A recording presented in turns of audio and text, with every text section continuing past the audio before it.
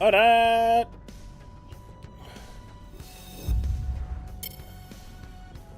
Hello, how's it going, everyone? Oh, that is really exposed. Okay, that's better. How we doing, everyone?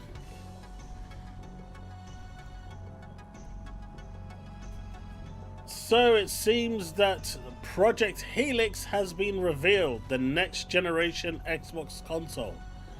Note it's being called a console and not PC. I mean, we don't really know what it looks like, although I wonder if that kind of symbol is going to mean anything, or if that's just their way of combining the two ways. But how is everyone doing? I am late today, guys. I basically got a bad cold and I've been sleeping a lot. You'll probably hear me sniffling all day today, which is why I said on Discord I'm probably not going to be going too long tonight. But yeah, I've just got a really bad cold, and it's kicking my ass at the moment. It's just making me sleep more and more. Must be that young age, you know. Being 18 isn't easy in this day and age. What do you mean there was no post in Gen Chat? Where did I post it? Oh shit! If you check in recent content suggestions, you'll find my post there. I thought I had highlighted Gen Chat, but yeah, that just shows just how much I'm all over the place at the moment. It's there. I haven't edited it. I posted it at 8:15, live in 15 minutes.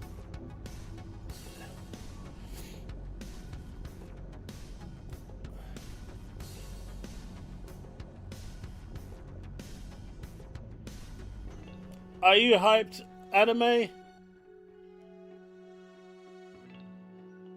I mean, I am ill, so I have a legitimate reason for gaming.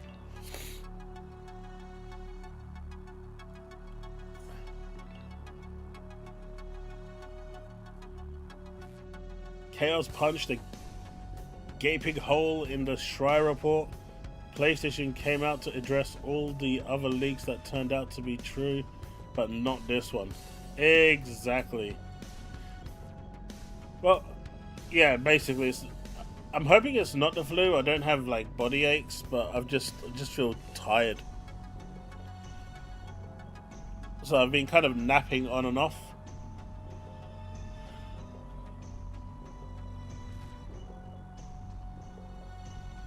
And my last post wasn't 21 days ago, it was literally the other night.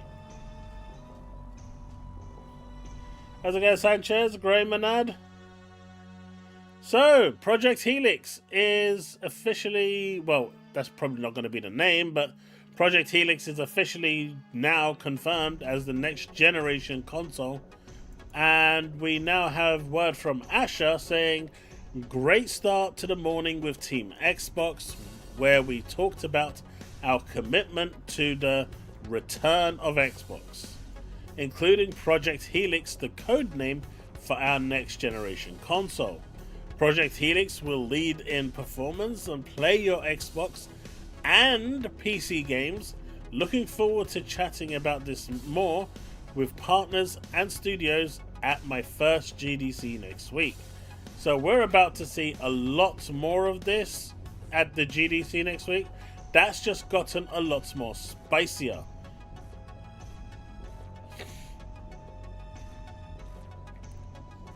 Oh, regarding stream start, yeah. Maybe I can.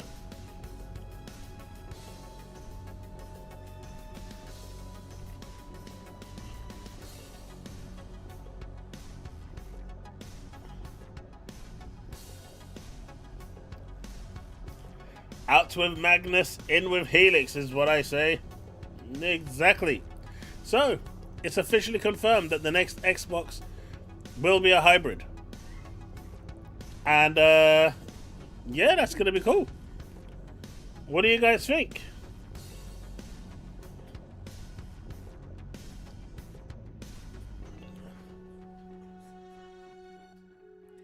Is that the only way you'll pick? What if they release a limited edition Assassin's Creed Next Generation Xbox and scrap the limited edition Gears one just for you, Banisher? Would you buy it then?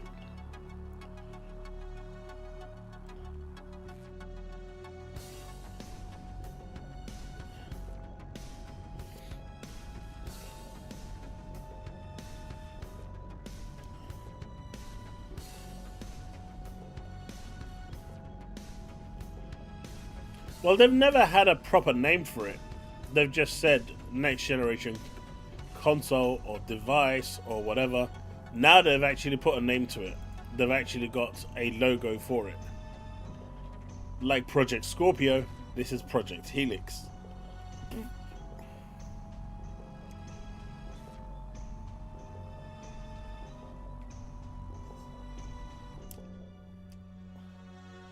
Man, so to get John to come back, we just need to get rid of Gears E-Day and make it, you know, a Switch exclusive, and make Assassin's Creed the new poster child for Xbox, and John's gonna be right there.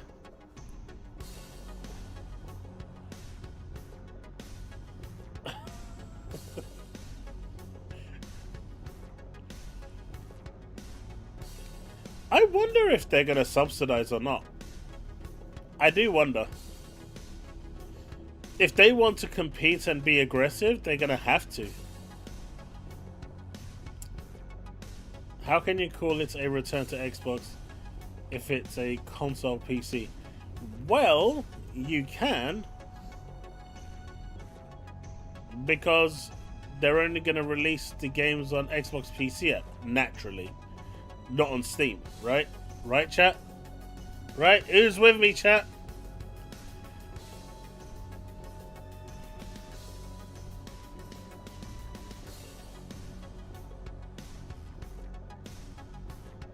Not a chance of subsidizing.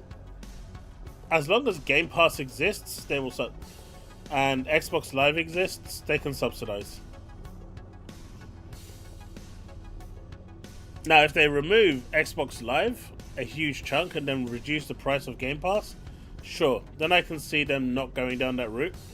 But they've got too many ways that they can subsidize.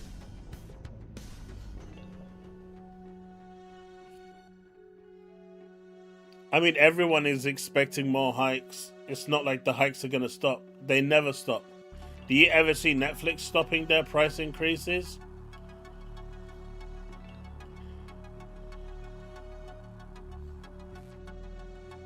And look, I've always had hair, Delpix. It's never been gone. How you doing, buddy? Welcome back.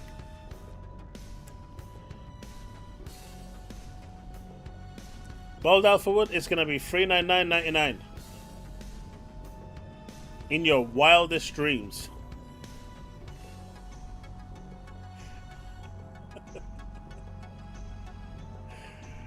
Return of Xbox, because a lot of people were saying Microsoft would not release another console. I wonder. I think, she in her original statement, she kind of spoke about it a little bit, but I think she needs to kind of explain what the return of Xbox means to her, because the return of Xbox means different things to different people, right? The return of Xbox for many people is games being exclusive.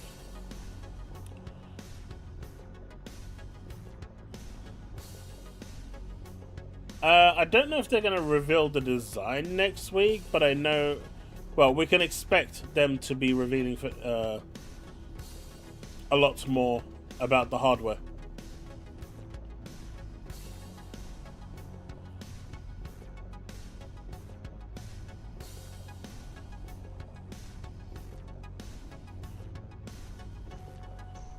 Let me put the music down a little bit because it's even a bit loud for me. Okay, there we go.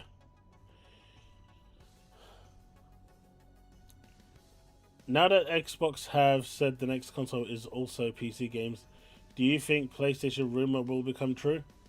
I mean, the PlayStation rumor with the people coming out and talking if you read Jason Schreier's article, it says, you know, certain people that are, you know, involved or close or in the know said this, but they also said it might not happen. So surprise, motherfucker! And then obviously everyone is reading the headline, and honestly, it's gonna be so funny if it doesn't materialize and Saros gets announced 6 months later. That's going to make me laugh like a lot.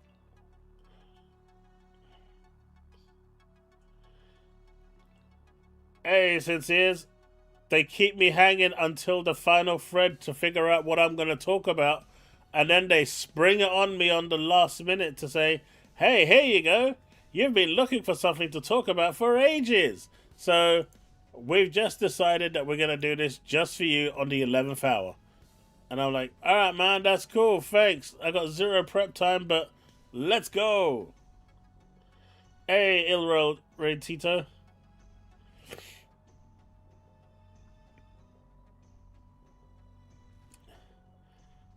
Nintendo fanboy you dislike most is still hating on Resident Evil 9.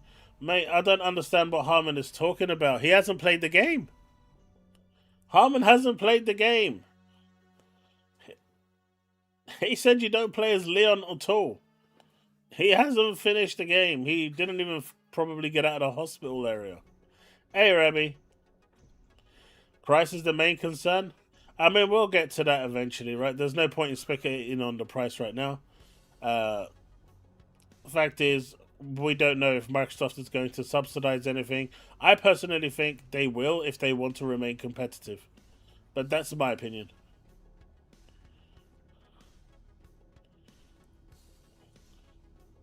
Mum's back in hospital. Sorry to hear that, man. Short stay for IV antibiotics because the pills made her... Ah, I see. That sucks, man. I hope she feels better. I got my dates mixed up. The showcase was next week.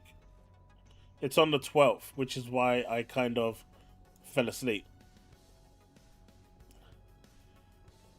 Once I got everything ready and I was going, yeah, we're all sorted. This is the way to go. And then I looked at I went to the actual stream and it said it's in 7 days, and I was like, oh man, and then I fell asleep.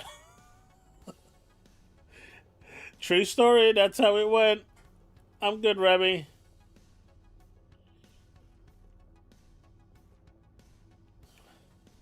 What, quad Threadripper, Steve?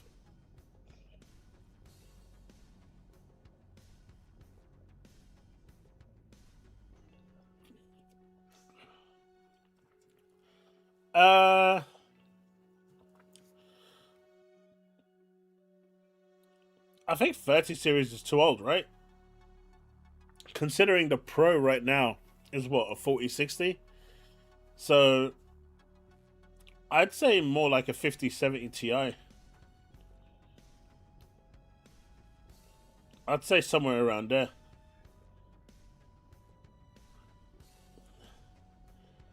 Price will likely be high, but there are rumors that they only intend to sell around 12 million units. I don't know where that rumor came out from, Moz Blue. I'm guessing it came out from Camp Blue because I've not seen anything regarding that. So it's clearly a fabricated rumor. No company comes out and says, hey, we're aiming to sell this many million units and we'll be happy. They just don't do that. They want to sell as many as possible. Although there is wanted posters, well, missing posters out, I should say, for Dreamcast guy. He's gone into hiding again. So, not sure if, if anyone finds him, do reach out to the respected authorities to hand him in.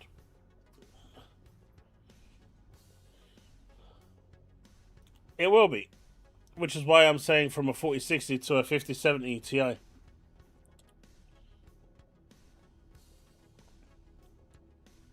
Rabbi, I'll have a look in a bit. X gonna give it to you? Oh, they always do, my bud. They always do.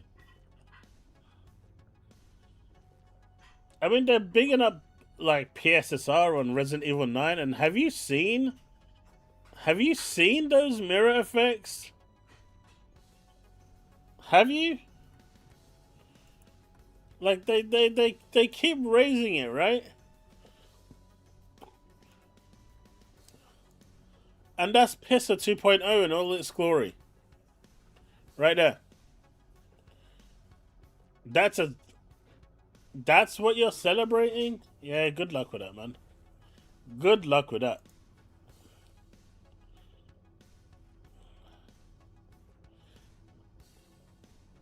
Maybe his meth dealer found him.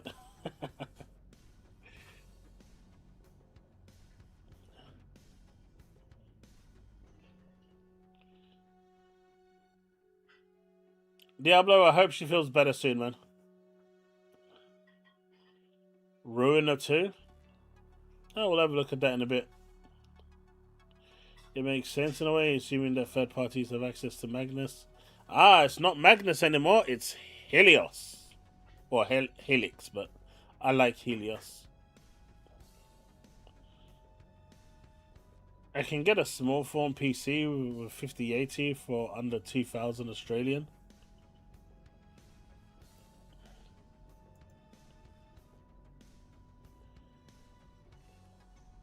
PS5 hates PC.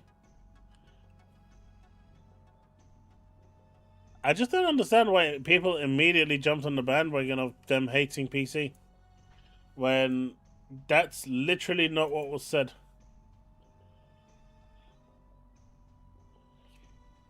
You know?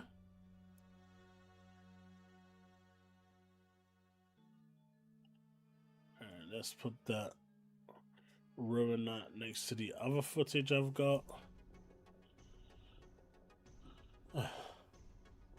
Spurs are losing, good stuff.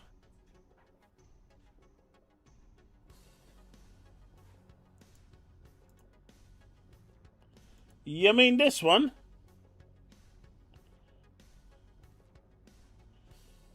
The power of PSSR.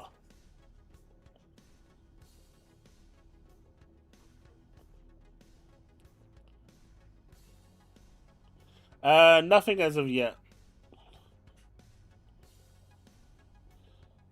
Though I think we'll be hearing something about Gears E-Day soon. That's probably going to be something we hear about probably in the next 2 weeks, maybe.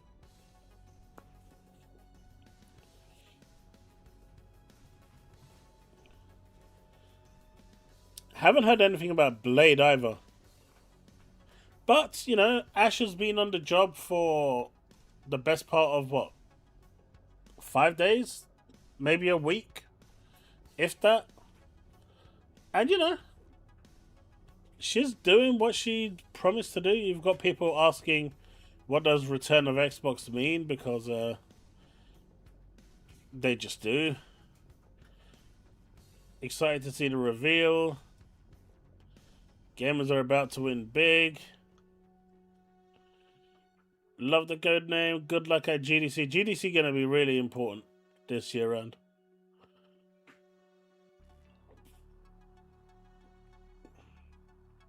What is Project Helix? That's a big collection of Xbox games.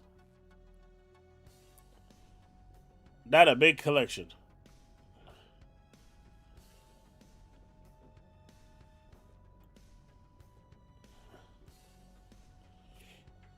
Four days.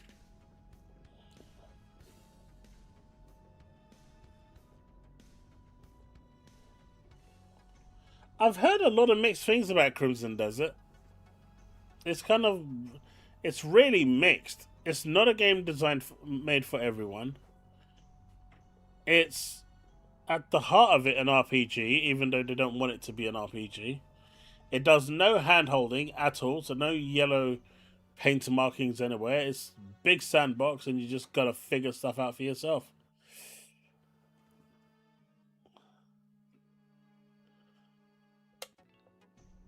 Smurf? Sharma being sitting on her ass. I mean, she learning. She knew that coming out with something like this is going to get the Xbox community on her side. And where is it? Because I remember seeing someone else post down here. At least I think I did. I might be wrong. Wait, what's Noir saying? He's just being a pessimistic pansy as always. Oh, Crab Gamer. Is there only one version that forces full Windows, cost, paywall, multiplayer? Give them a chance.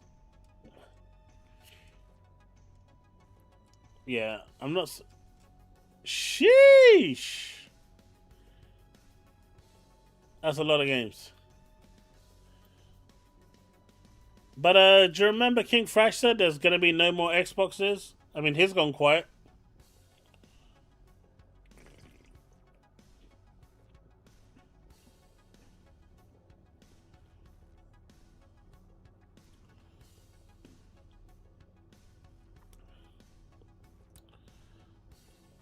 Marathon is very positive on Steam. Ah, well, thanks to Sony, they provided me a code of Marathon. So I'll probably be checking that out tomorrow. The full retail version. Thank you, Sony.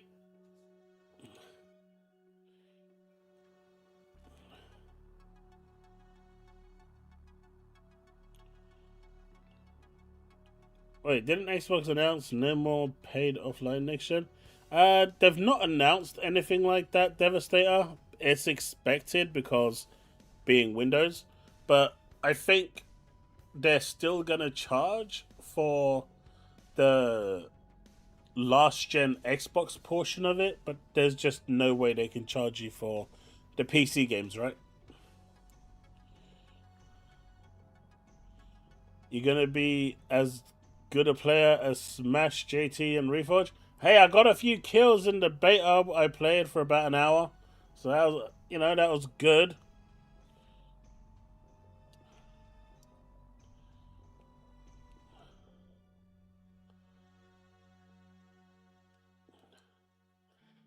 Byron, I'm not sure.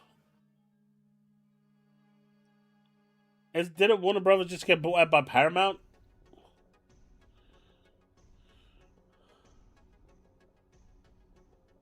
Microsoft, I mean, they tried that with Windows Live, right? And it didn't really end well for them, did it? So I don't see them doing that.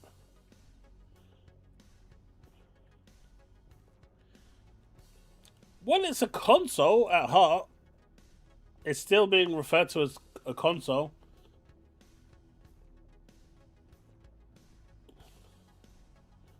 We just don't know what the actual format is going to be.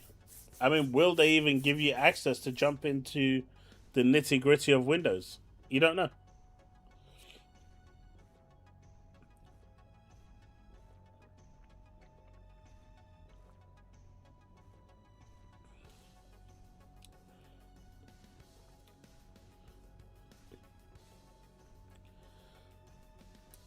What's his stance on Marathon?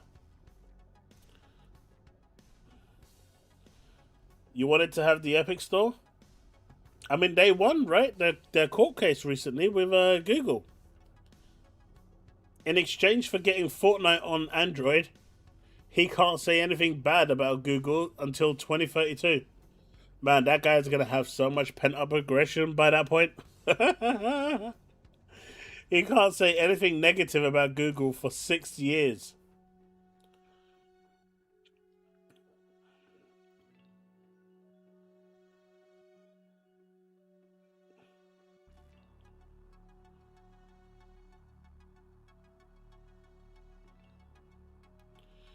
Paramount is in the process of buying Warner Brothers. Still has to go through the FTC. Right.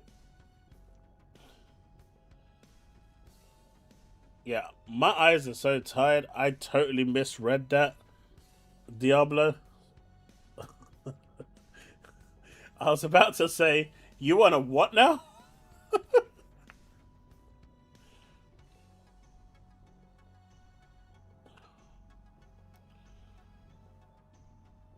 You got level 44.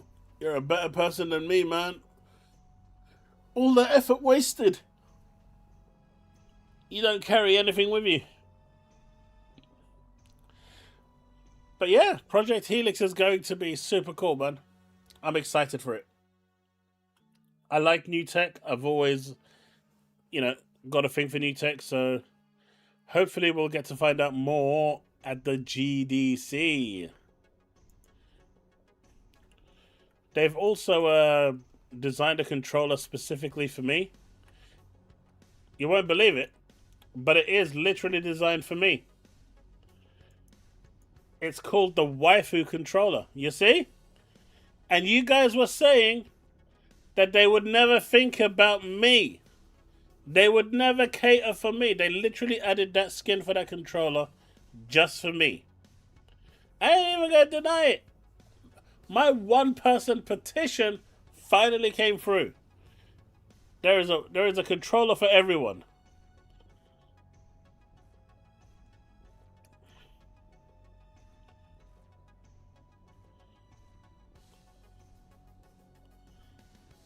Steve, you've already got like 5 of these, right? What's the quality like?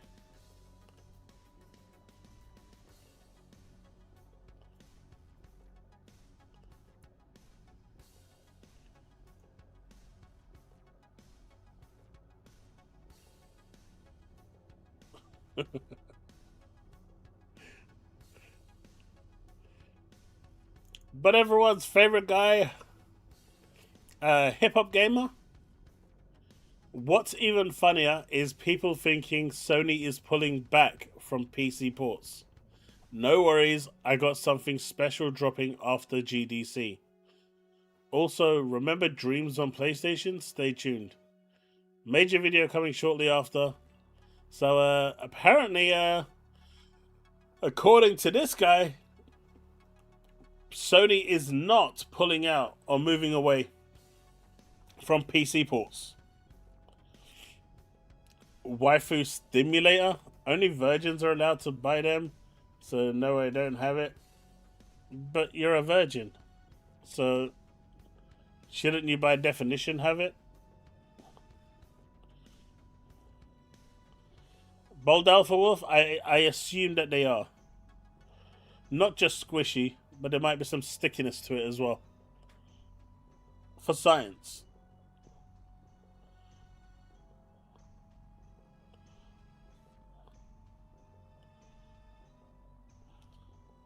How am I liking Kingdom Come Deliverance? It's not my style of type of game, so I've not bothered with it.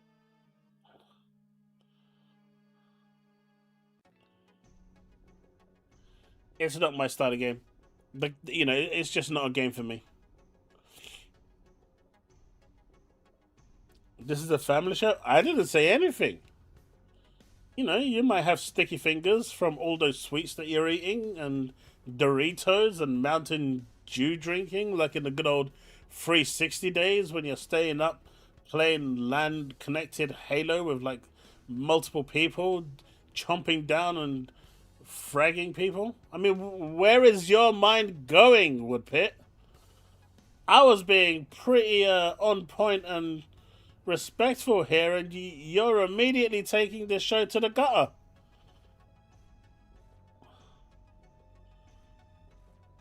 Exactly. It's not that Wolverine leaked, it's that what leaked was done.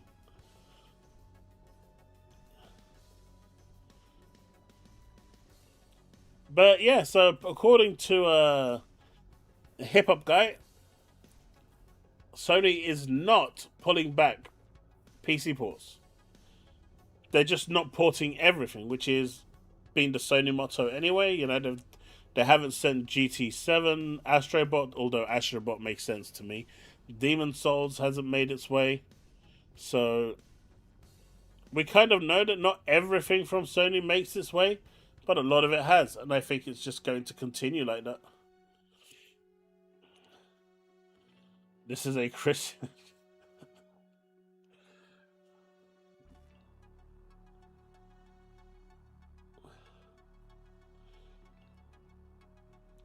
Bro, I'm sick of this Jeff Kelly. Look at his post, he twisted what Asher Sharla said. He said it's a PC-based hardware. Asher said it's an Xbox console next gen.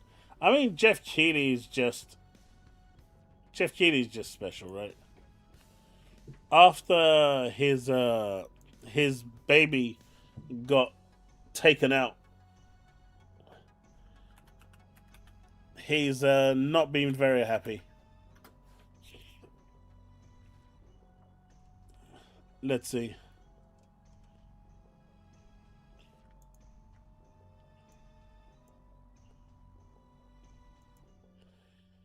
Xbox has announced that Project Helix is the codename for the next generation PC-based Xbox hardware device.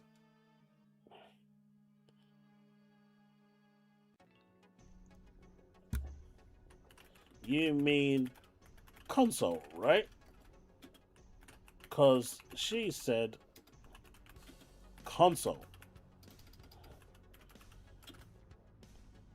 Or is this another high guard moment?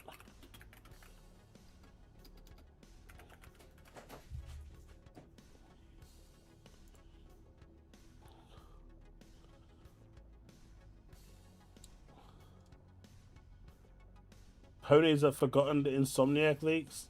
That was bad.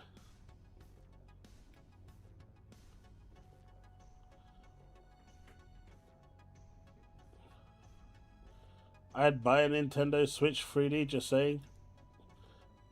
3D? I almost never used the 3D on the 3DS. That thing messed up my eyes like bad, man. Hey, come on. He literally walked into that. The first thing you want to do when you come out is word things like a complete mong. You've got the Xbox CEO saying the codename for our next generation console is Project Helix. Console. She's using the word console. You can see over here it says you can play your Xbox and PC games, but it is still a console, which means you likely may not have access to Windows in the back end.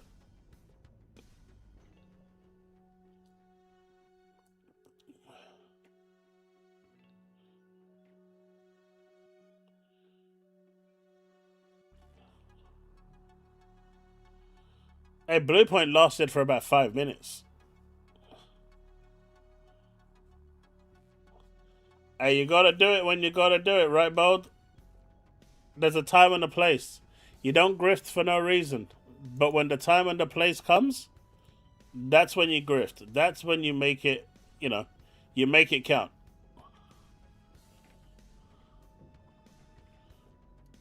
I mean, I've got this, right? I don't know if you can see it. I got one. And I can tell you, playing it for a little while and seeing all that red, it's interesting. You start to question things quite vividly. Things become a bit too red. It really messes with your eyes. What I thought was crazy was that you buy the device, right? And you connect your Switch to it, and you still can't play it even though you've got Nintendo Switch Online. You have to get the booster pack with it, the bigger Nintendo Switch Online, in order to get access to the games that are subscription based only. That's crazy. They got me. I bought the adapter, so I needed to get the games.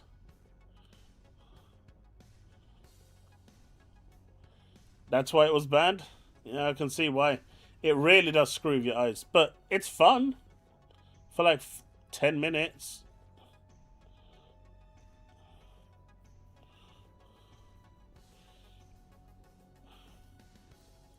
That's actually a really good price for a Virtual Boy.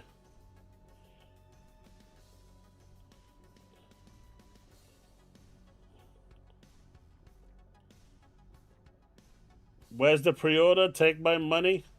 Hey man, I'm waiting for it too, but pre-orders will probably come next year now.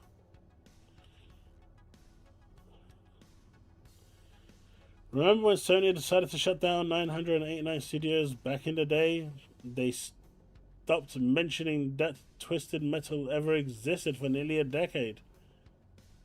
Hey man, it is just the way. They can do no wrong.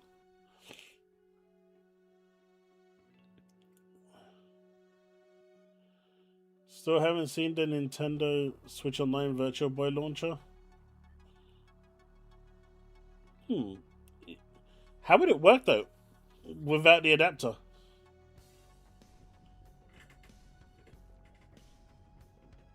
They're not showing anything interesting, Rabbi. They're showing 4 games that have already been shown before, so I'm gonna skip it. What's up?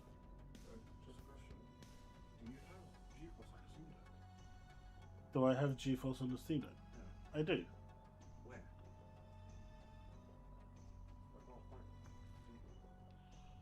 Where? Non-Steam. GeForce Now. I've also got it on the LIX as well. Man, the Steam Deck is still really nice to hold. I just don't like where the analog sticks are. If they were like just a bit lower, it'd have been fine, but this is so much lighter than the LIX. Like, compare the weight. That's a chunky boy, right? Yeah, that should be up.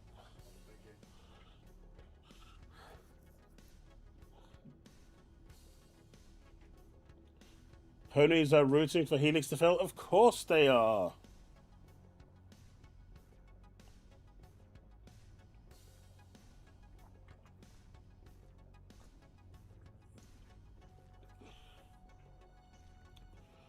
If it has the problem Rogale is having, it's going to fail. What problem is that, Infinite?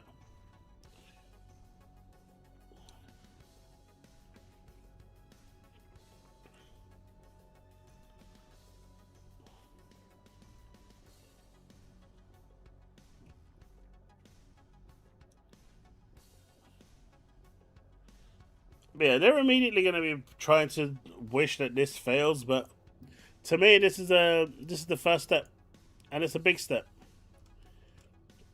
GDC will introduce more information, and hopefully, we'll get more details over the coming weeks.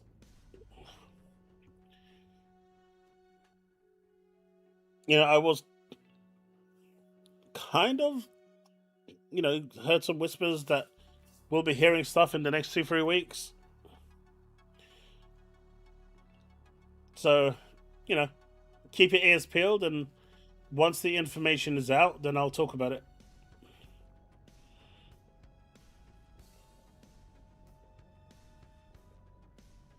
What issues? People running Insider and then it causing problems? Well, if you're running an Insider version of Windows, you're risking that. It literally tells you that you can have problems if you're running Windows Insider. And this person that was on social media clearly tried to run Windows Insider on their Xbox LIX. It literally tells you that it could brick your Windows. You take that risk. And the only other issue that I've seen people complaining about, one person, and that was it, where their system just didn't boot. Out of all of the ones that have actually been working perfectly fine, including my one. What do you mean, don't act like it's me?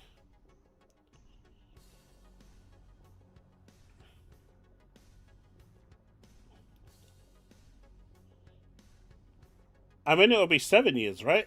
It's not coming until 2027. And yeah, I'm perfectly okay with them leaving the series behind after 7 years. Personally, I'd have been okay with 6 years, but 7, I think, is more than enough. We're getting to the point where getting, 60 FPS gaming is dropping us down to like 720p. I don't know about you, but I don't want to play at 720p. Ah, see, you are wrong. That article that was written said that, you know, they have a large repair volume across their whole product range.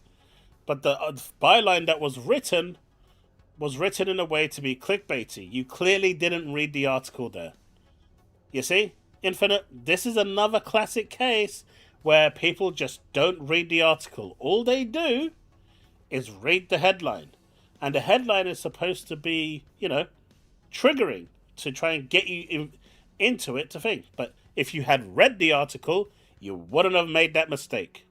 I made a whole video on this because I read that article. You should read the article more often, man. It would stop issues like this happening. Reverse logistics.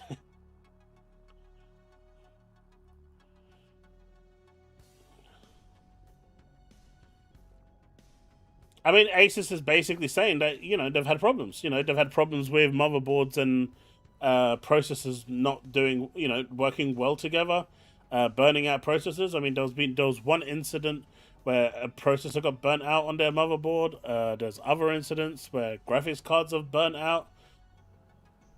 Hardware fails. But that's not a Windows issue. That's an Asus issue. So, as far as I'm concerned, that point doesn't stand. There's no excuse for 720p, 60 FPS on the Series X. Hey, the Switch runs at 240p, right? At least that's what I'm told by Steve.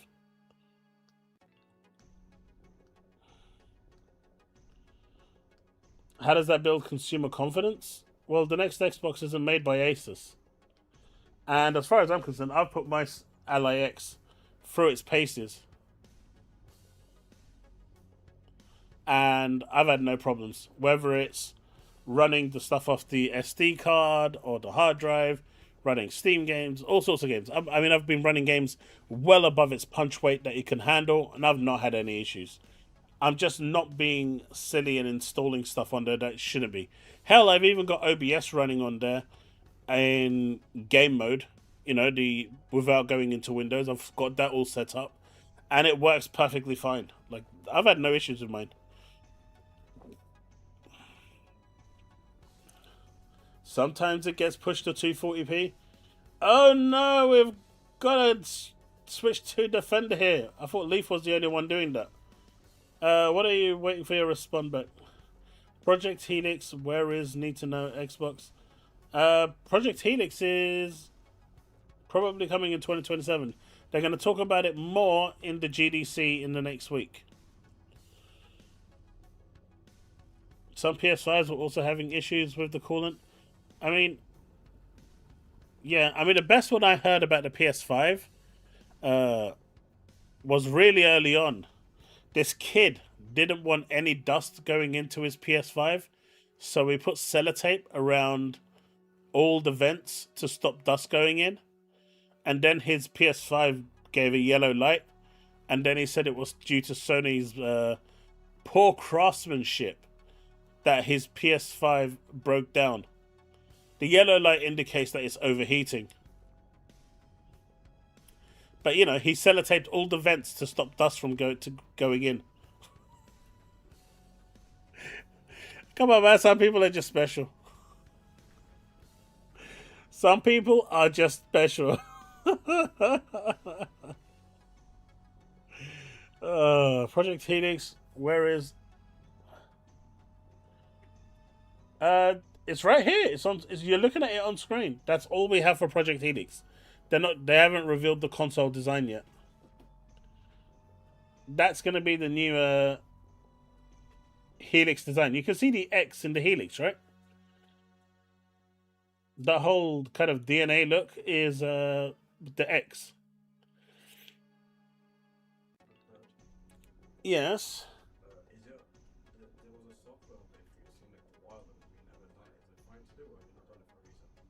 Yeah. I've just not used it. RAM was supposed to, through Linux, install OBS on there and use that as a streaming machine. So.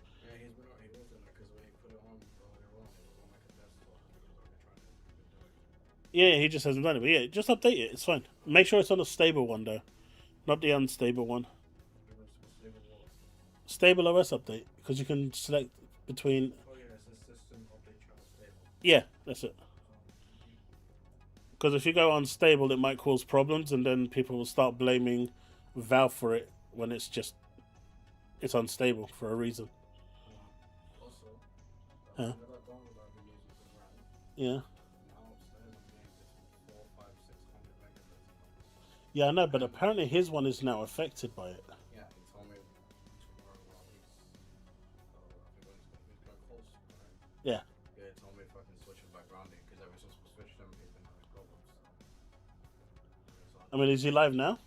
no, he's not live. He's not going live tonight. He is. No, he's not. But he did. There's been words since we switched him around. No, he said it's going live at 1. Morning. Yeah. So you can switch it now. It's not going to affect my internet. He just told me to do it tomorrow. All right, up to you guys. Anyway, I'm getting back to the stream. Sorry about that, chat. Don't get me wrong. I'm not looking to a new PS either. This gen will got bamboozled to a certain degree. Yeah. Nothing is wrong with gaming. Xbox has put out many games. Hey, I didn't say there was anything wrong with gaming. To a certain degree, I just feel like innovation has taken a massive hit this generation. But then we've got, Resident Evil 9 coming along like this with its awesome physics for the bike scene, the great one-liners and amazing graphics and awesome sound effects. Lots of pecs for Leon. Constant breathing from Grace that never ever stops, that needs to be patched out. Outside of those little it was a great game. Gaming is good. 10 out of 10 experience. Dude, I can't imagine, after experiencing, those, especially some of the areas with, I was using GeForce Now with a 5080 graphics card. Running everything on Ultra with path tracing, holy shit, it was mind blowing. I could not believe just how good it looked. And the scary part is, that was the 5080. The 5090 would have looked better.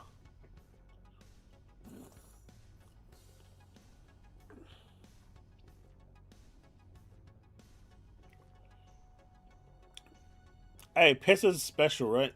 Doesn't even give you reflections.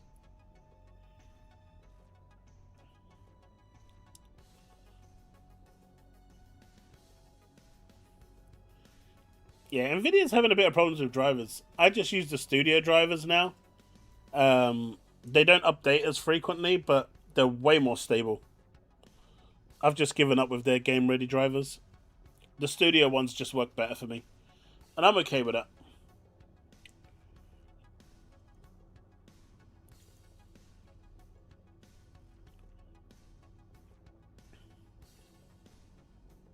So a gacha game is being taken down. Can you believe it? Radical feminists have started trying to take down multiple gacha games. The entire space is actually under attack, with games potentially being cancelled because the waifus are too attractive.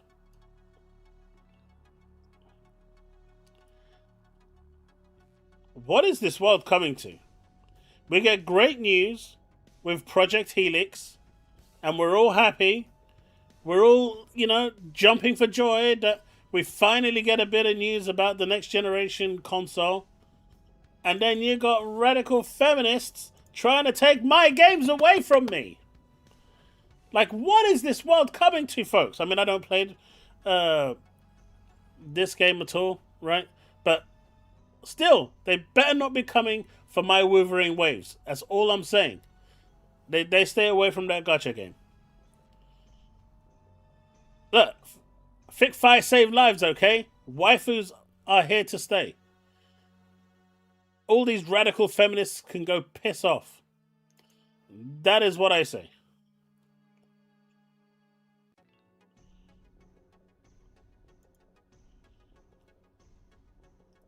Link me their support website. I'll send you my PayPal details, Steve. You can send me all the support. I'll make sure it gets to them. Quick, someone release them toplessly. Oh, God.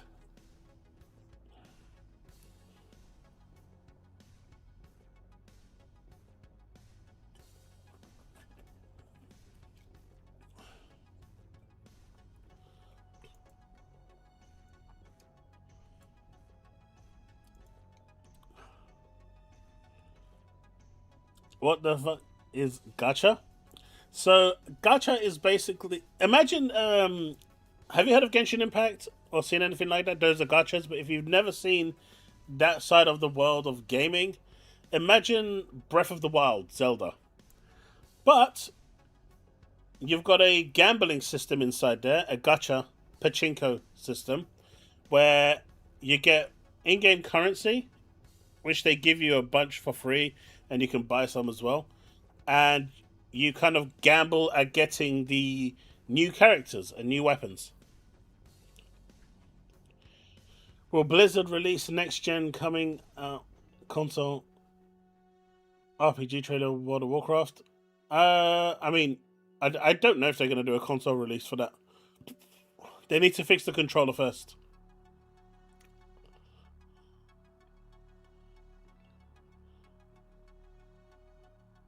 I mean, it's really cool. You get tons of content. You don't have to pay for anything. Gachas are always free to play. And you can technically go through the whole game without dropping a dime. And, you know, experience the full story, the full content loop, and everything. Sure, the harder content will be really hard and you need to min-max in order to do it. But you don't necessarily have to do all the kind of top-end hardest content. If you just want to experience the story, do all of the, you know, mini events and stuff like that, you can do all that for free.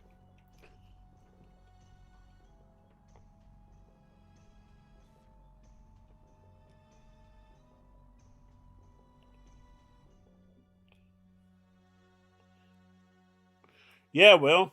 How do you do that? I mean, Diablo.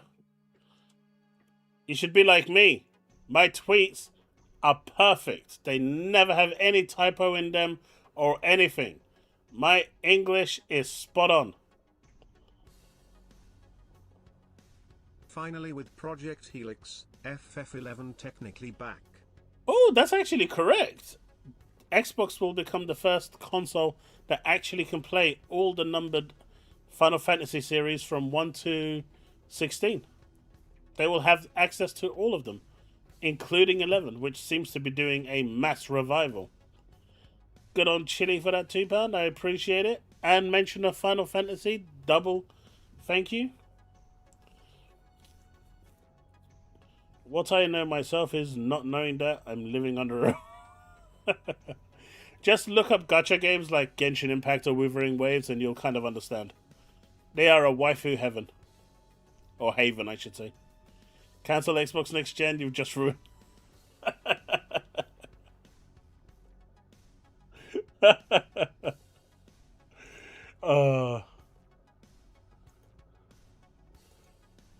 Of course, the gatekeeper is here. Xbox didn't announce Project Helix. Microsoft Gaming did.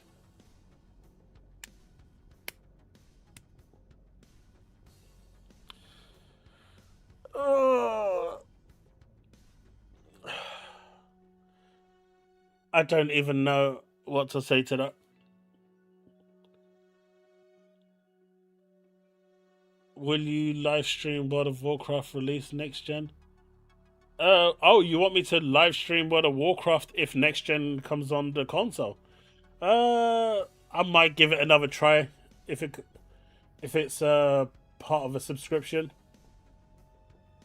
If it's part of a subscription, I'll give it another try. I tried it years ago and I didn't like it. That's why I went over to Final Fantasy 11 instead.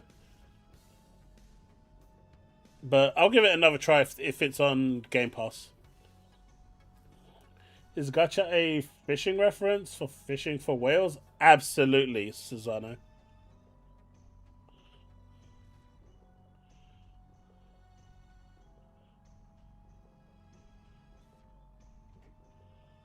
You know, it's like, it's always been Microsoft Gaming. It's never not been Microsoft. You know, Microsoft Gaming was always at the top.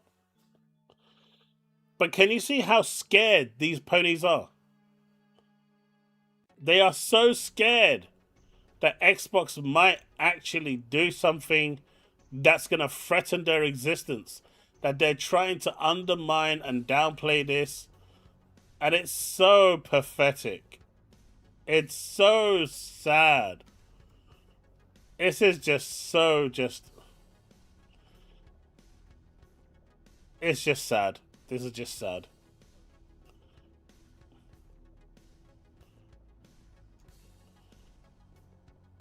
Raichi does live in gacha games. What about Keystone? 316 celebrates 13 months of membership. Great work as usual, Chaos. Keep it up. Flexed biceps emoji. Thumbs up emoji. Thanks, Crystals. Appreciate the 13 months of membership. I appreciate you, dude. Thank you so much. Whales are mammals. It should be mammally. I haven't played Keystone. Unless you're talking about the AMD stuff. But I'm pretty sure that was called some Redstone.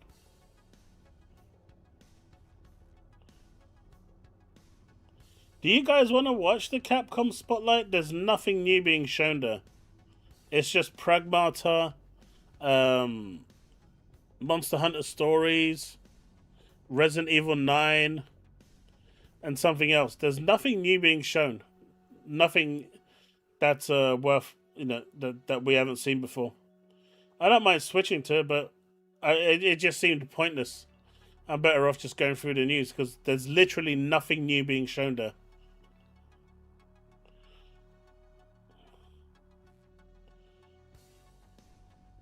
I don't think Onimusha was mentioned either. If Xbox do this right, they can merge two communities and have a massive install base with both console, low-end majority of PC gamers.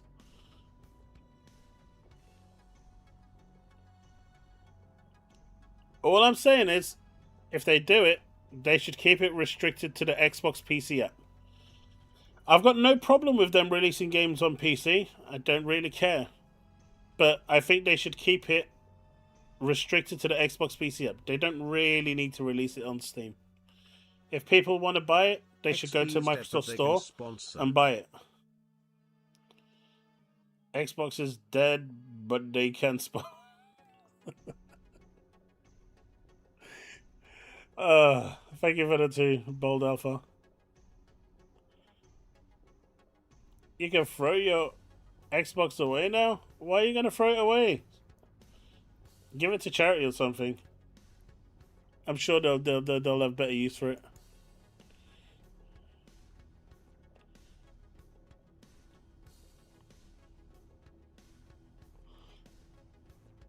Hey, Bold Alpha, they've been saying Xbox is dead for years, but here we are with them announcing their new console. Teasing the title and the logo.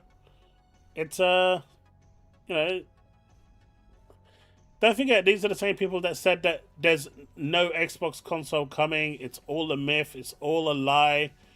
And now the same people, like you can see on my screen, that were saying it's a lie, it's not happening, it's not a thing, it's a myth. Now they're trying to backpedal and move the goalpost. It's not an Xbox, it's Microsoft Gaming. It's like, dude, shut the fuck up, man.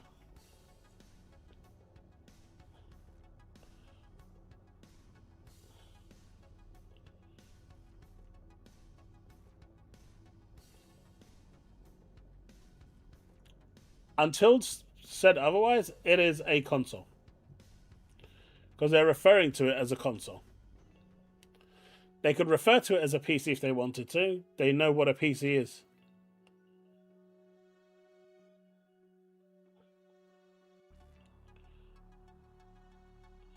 You know, before this gen, I was completely oblivious to console war dogma like this. Dude, it's existed for time immemorial. But the problem was, back in the good old days of the Sega and NES, you know, SNES console warring, it used to be fun rivalry.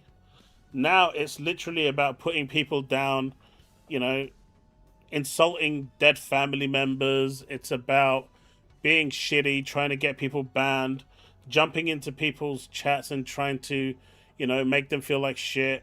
You know, the console warring has evolved over the years. Right? Originally, it was just this fun banter between two rivals, and you know, people didn't. If they had a problem, they'd sit down and work it out between like a bout of Street Fighter Alpha or something. Now it's literally just, you know, a mob fest. You've got people wishing death threats on you and stupidness like this, and you know, it's no longer console wars; it's tribal wars.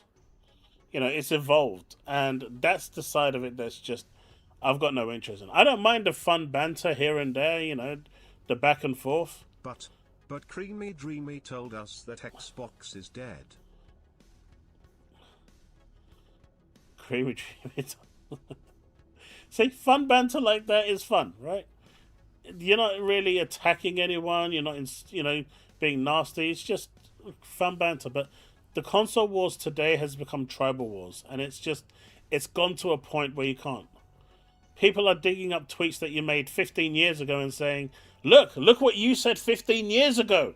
You better be held accountable. Man, it was 15 years ago. I bet the people raising those tweets from 15 years ago hadn't even been laid yet. They're still going through puberty or something.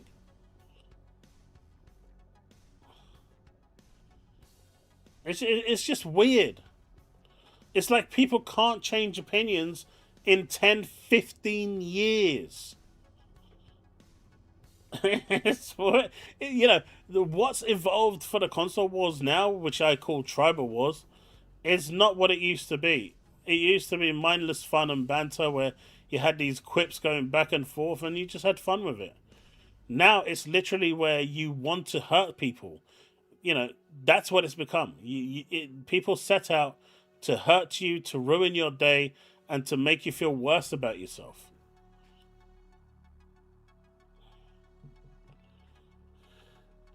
That's probably true, Ghosty. Hey, look. Was there actually any game that used blast processing? I don't think a single game actually used it, Chili, on the Mega Drive.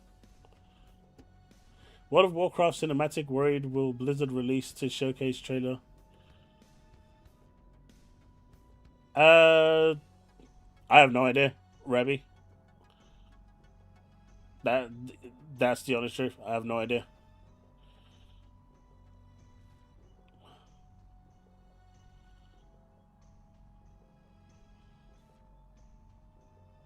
You know, his name eludes me now. What was the 360 CEO?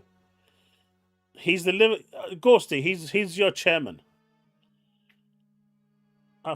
You know, I literally made a video on the guy just the other day, and his name is literally just slipping my mind.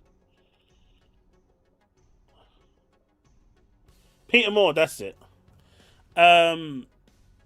Even he said back in the 360 days, they used console wars as a fun bit of rivalry to, you know, get the community involved with the brand and everything for a good bit of fun. You know, they encouraged it, that little bit of rivalry. What it is today is just a just nasty piece of work.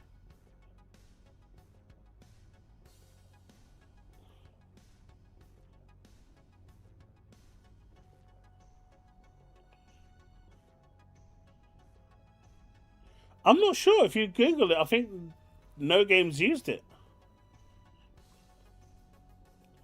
But yeah, you know, I just think people would just chill out a little bit.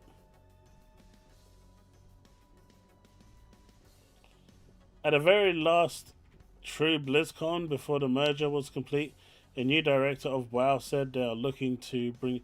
They have been saying that for a while. I just don't think it's going to happen anytime soon. I think they're gonna if it comes to Game Pass like they're saying it will, I think it'll go PC first and then see how it goes.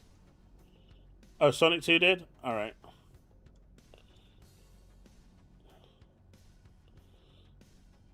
You want WoW to turn up this year on Xbox? I don't see it. But then again, I don't work for Activision, so who knows? I've heard nothing about it. Now that codename Helix is Helix, what do you think final name will be? Who knows? I mean, don't forget the Xbox One was called Project Scorpio, right? What does Project Scorpio have to do with Xbox One? Like, they are completely and utterly different, right?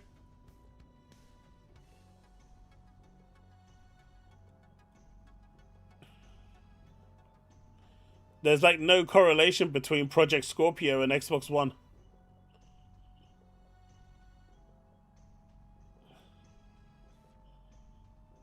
The Series S, what's that? That was called Scholar, right? At least that had an S next to it. So what happened to all the Xbox dead narratives? Now they're saying it's not Xbox, as you can see, it's Microsoft. So Xbox dead continues.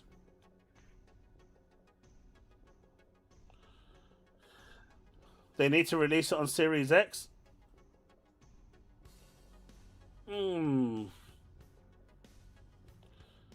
I mean, I guess there'd be some players on Series X. I barely have enough time for Final Fantasy XIV at the moment. Steve keeps stopping me from playing Final Fantasy XIV. He's a bad guy. Chaos, are you going to watch the Bandai that jumped?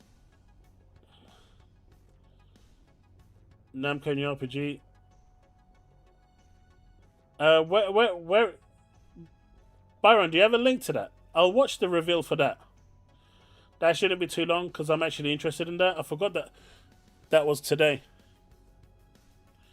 They use a code name to compartmentalize, keep it under wraps. Yeah, of course, Bold Alpha.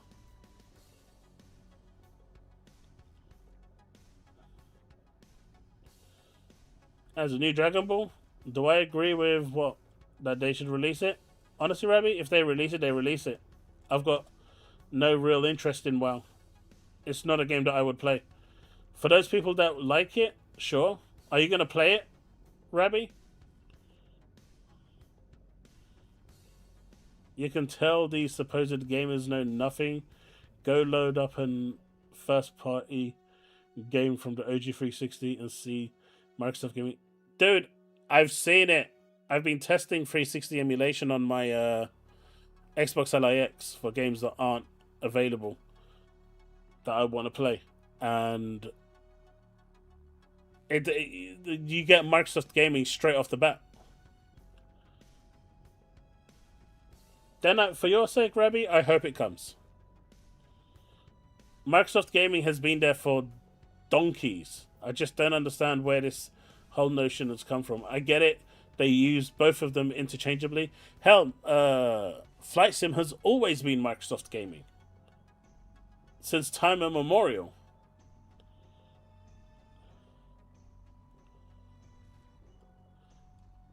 What are you doing to stop me playing from Final Fantasy 14? Well, you told me to wait by my door for a box. You told me to remind you about a box, and you said wait for the box. So I can't play because I'm waiting for the box. But that box doesn't arrive, so I'm stuck there waiting for the box. Of course, when the box arrives, there'll be a Macallan waiting, but there's no box. So I'm stuck there waiting for the box. You see?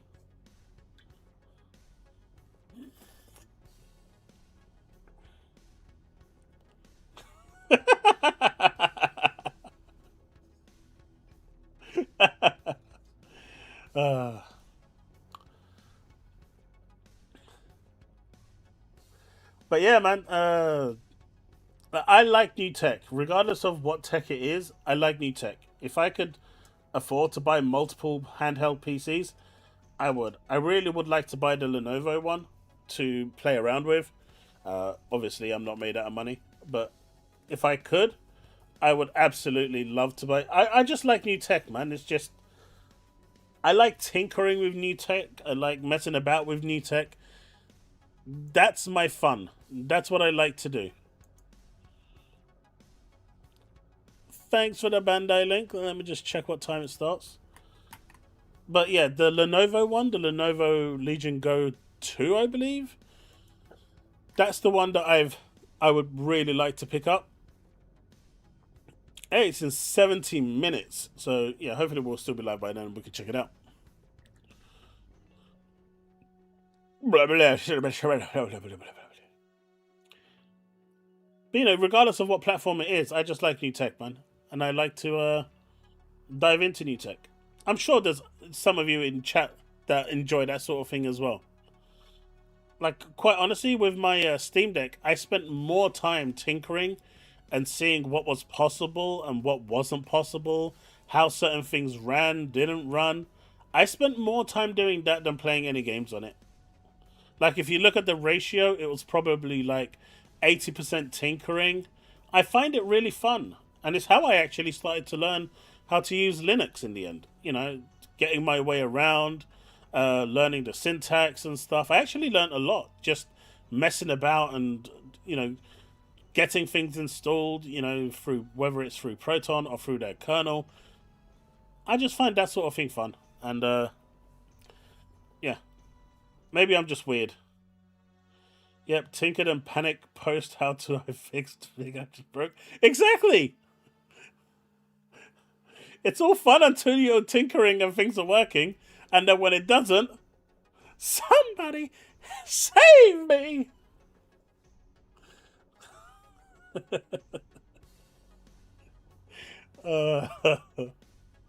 Wow, added housing, and day one it's selling $100 housing bundles. Oof. Oof.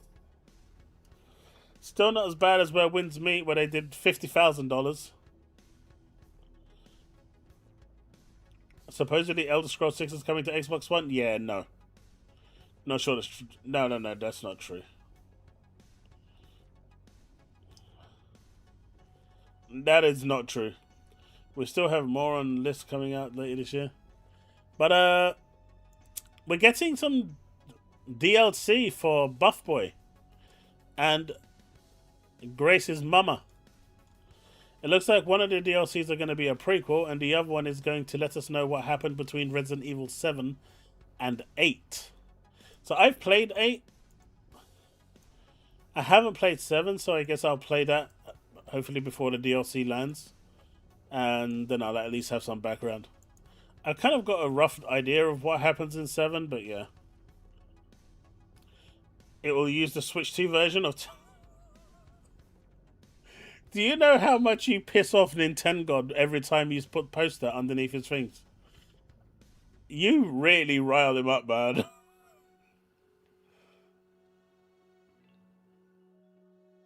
That's criminal. That's gacha for you, man. You see, the way gacha works is they milk the whales so the many can play for free.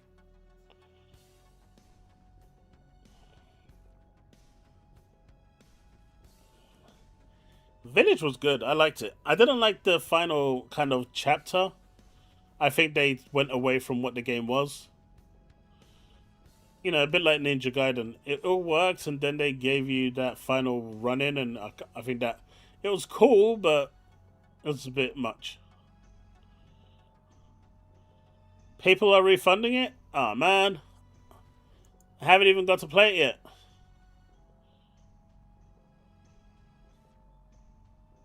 I'm kind of hoping it doesn't die before me and my son get to play. I have hope that Marathon will live at least for a few more days. I thought it's Project Helix. Imagine if we all got confused as a console is called... Well, the Magnus was the actual chip, right?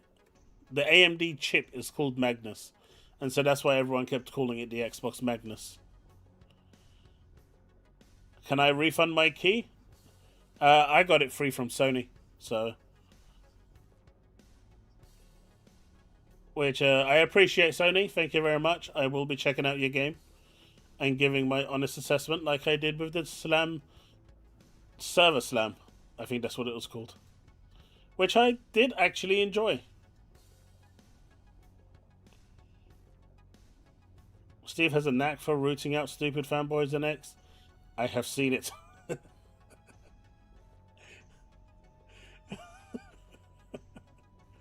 But with more Resident Evil news, Resident Evil 1 Remake has entered development, it's claimed. So it is not Code Veronica. Those that were wanting a Resident Evil 1 Remake are about to get their dreams come true. Resident Evil 1 apparently is the remake that's happening. I swear this has already been remade. So are we getting like a remake of a remake now?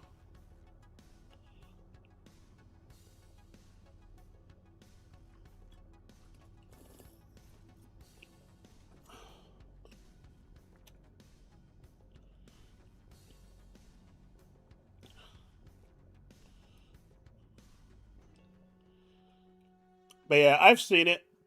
Dumb fanboys are to Steve what in-game bugs are to me. I'm literally like a bug magnet when it comes to video games. I don't even have to look for them when I just find them.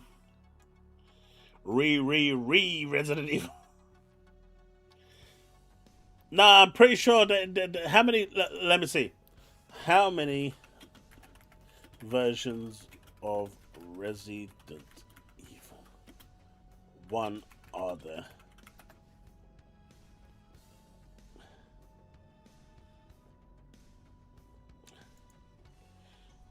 Okay. There are over 10 recognized versions of Resident Evil 1 across all platforms. You got the original release on PlayStation 1. You got the Director's Cut, which was a year later on PlayStation 1. You got the Director's Cut Dual Shock Edition in '98, a year later. Then you got the PC Windows version. And then the Resident Evil Deadly Silence, a DS port featuring touch thing. So between 1996 and 2006, he had 5 releases of the same game. Then you had Resident Evil Remake in 2002. Then you had Resident Evil HD Remaster in 2015. A high-definition remaster of the 2002 remake released on modern consoles and PC. And I think that's it. So it was remade and then remastered. So you had a remake, remaster, and now you're getting a remake of the remaster. So remake, master, make.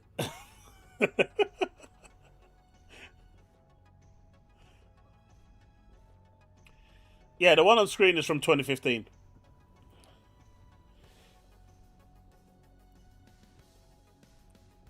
I get revisions, but they're still charging full price for the games. Hey, look, man.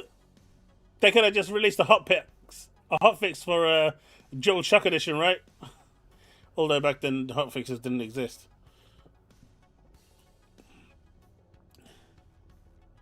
Remaker Masterception.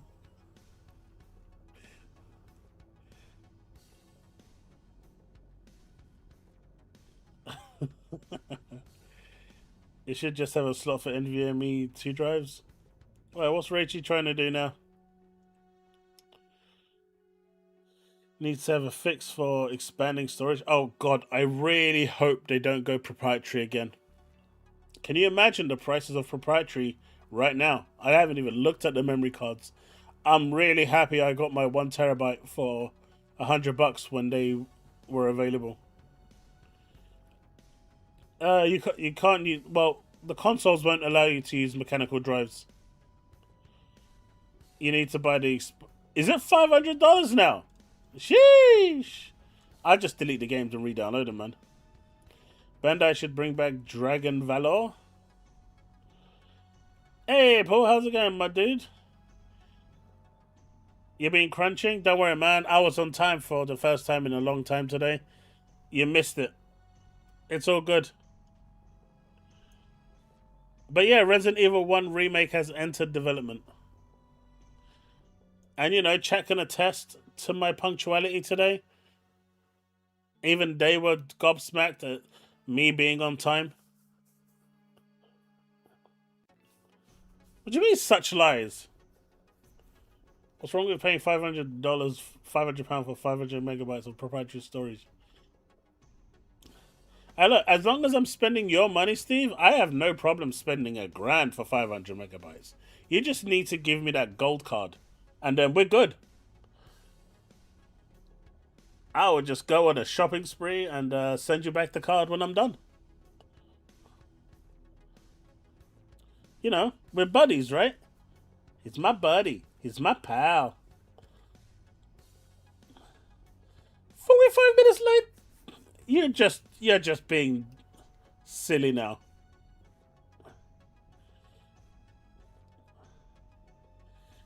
You know, we can be car friends.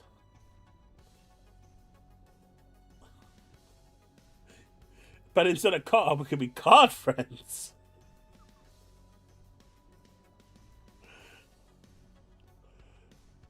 No, I don't want to go too far with the platinum. That's just being greedy. A gold card is fine. It'll have a couple of million on there, so it'll do me. For those of you on the fence with Sonic the Hedgehog, if you're subscribed to Xbox Game Pass Ultimate, Premium, or Essential, basically any subscription for Xbox, you can play Sonic Racing Crossworlds for free this weekend. You can take a test drive and enjoy online races with up to 4 friends, as well as the lineup of free collaboration characters who have joined. You basically get access, I assume, to the whole game for the weekend. So if you've been on the fence to check it out and try it, this weekend's like the perfect time to get your groove on and give it a go. Yeah, calf wind.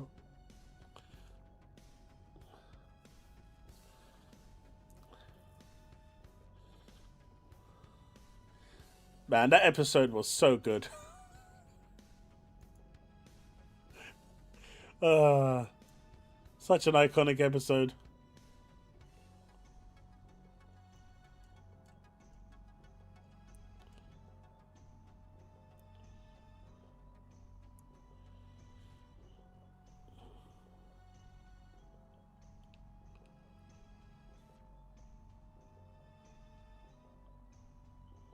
$1070 Ti? What the hell is that?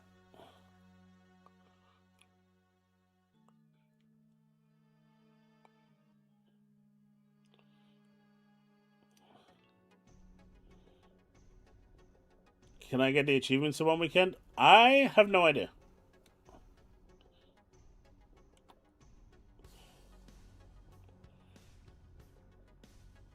What else have we got?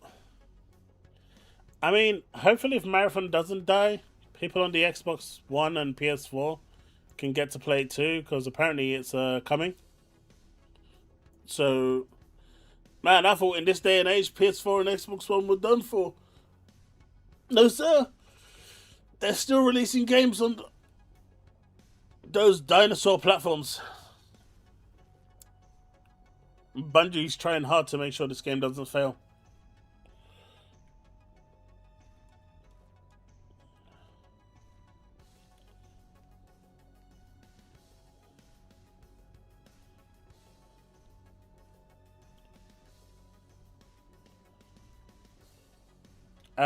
Steve, I agree. I think achievements is such a silly thing.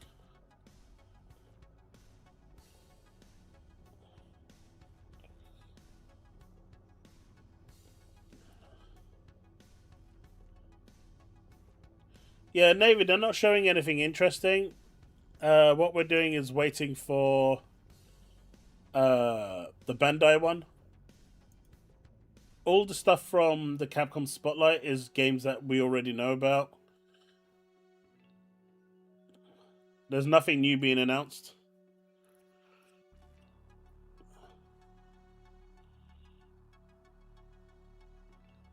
Maybe Helix will be able to block pirated games. Potentially if it doesn't allow you to access Windows.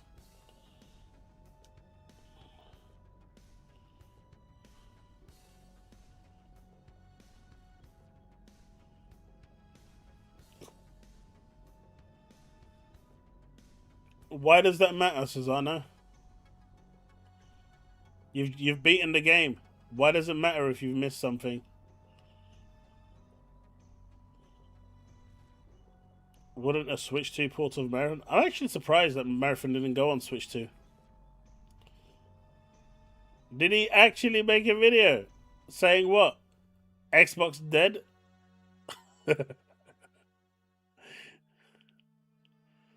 If they get rid of achievements, I'm done. Why? What does achievements do for you?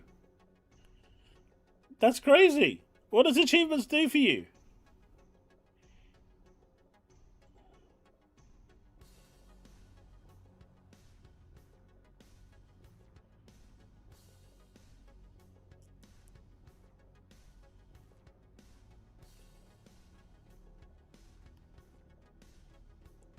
Hey, Grey Fox. I know, right? Project Helix has been announced. Everyone is cheerful, excited. You got PlayStation fans trying to undermine and be horrible about it and trying to get gotcha moments.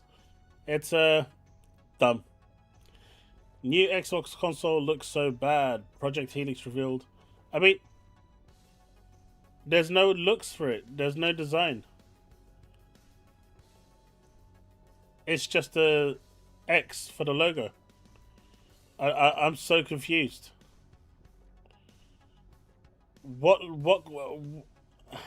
has he seen the new Xbox console? God, that guy is so retarded.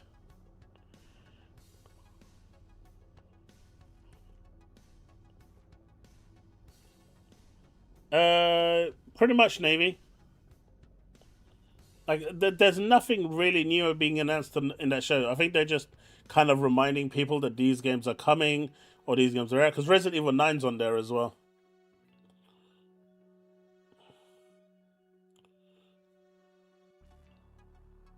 Oh, nice.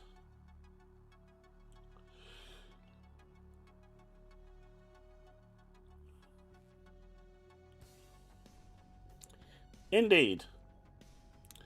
Xbox Indie Selects program has selected Crystal. Now, I remember someone in chat telling me to check this one out. Theatre of Vitals. It is actually quite cheap. So I think it's about £14-15. Which is why this one stood out, because I do remember someone in chat, it might have been Woodpit or maybe Bullets, but I think it was one of those two, that said for me to check this out. It has actually been selected as one of the ones that Xbox is saying is worth your time to have a look at. So if you don't know about this game, maybe it's worth you having a look and getting acquainted. It was you, Woodpit? I thought so. I thought so. Decent story. Say it ain't so. Ah, Steve, but if you send the box, then while I press one button, it can kind of nudge the other box to press the button. You see? It's all about the box. That way I can press two buttons. Do I believe the next Xbox? I've always said, I originally believed this series was going to come in 2026, the new Xbox, but then AMD basically said they're not going to be ready until the end of the year, and they will be ready to support Microsoft in 2027. So 27 has been the year that, has been the year I've been consistent with. So I do believe it's coming in 27. Now, whether it's going to come at the end of the year or earlier is a different question. They may choose to shake it up. I do think, though, we're going to see the reveal of the hardware this year. Just the casing, not the thing, anything else about it, not the internals or anything. I think they're going to reveal the console itself as the as a 25th anniversary special. I mean, indie games are just games, right? See, the difference between AAA games is AAA games will wow you with graphics and Michael Bay explosions because they've got the money to do that. And so they will hide a poor game behind a spectacle of visual, purity. An indie company can't do that. They really have to nail the story. They really need to nail the gameplay. They have to, because they're not going to wow you with the graphics. And that's why when an indie game is good, it's actually really good, because if they had the budget of a AAA studio, it would probably be one of, highlights of the year. So, unlike a AAA game that can hide behind all the fancy stuff, indie games can't do that. So when you encounter a good indie game, you know that indie game is going to be very impressive because it's got nowhere to hide.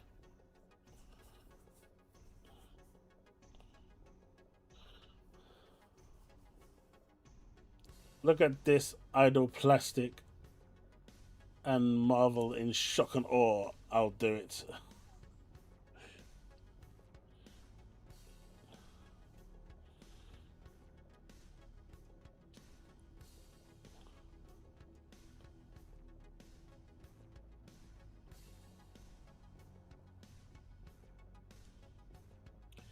Then you're agreeing that you're now restricting me from hitting 2 buttons. You see how much of a bad guy this Steve is? He won't even send the box. I offered to send him free booze as well and he still won't do it. That thing better look safe. I mean, to me, the Series X is probably one of the best looking consoles. I don't know what it is about the Series X. It's just so clean. I really like the look of it. But then again, I like the whole material style look that Google created with Android. And to me, the Series X kind of has that design, a material finish. So it looks right. What, you're calling McAllen rat piss? Jesus, man, you got high standards.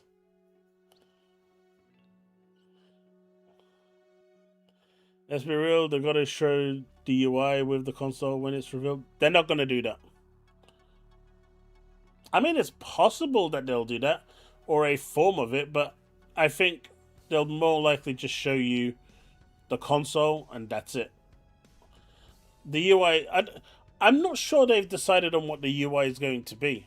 I know they're looking at the FSE as the takeover, but I'm curious to see if that's where they end up.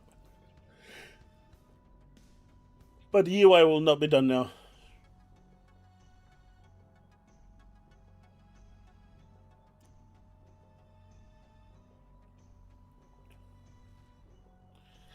Harry, I get that, but the 360 breathed in so much and held its breath for so much, it kept on popping out with 3 red rings. At least the Series X just decided to be a lump of wood, and it didn't overheat. Do you expect different versions? Oh God, I hope not. I think OEMs will come in with different price ranges, but I'm hoping Xbox just sticks to one standard and just leaves it as that. Let the OEMs fight out the different variations.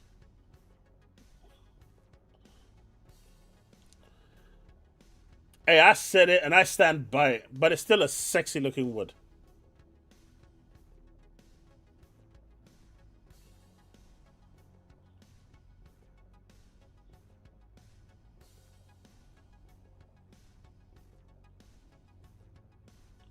I think Blade is going to be the game that comes with it.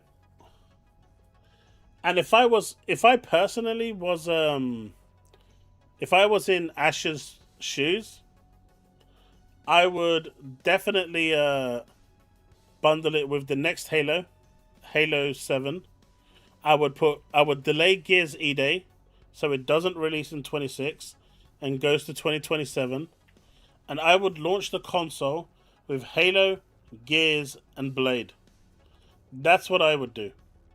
I would especially delay Gears by a whole year.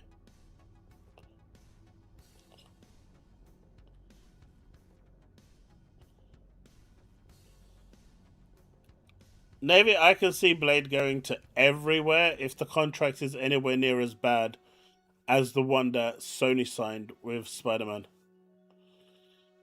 It's just not worth making that game, restricted to a platform.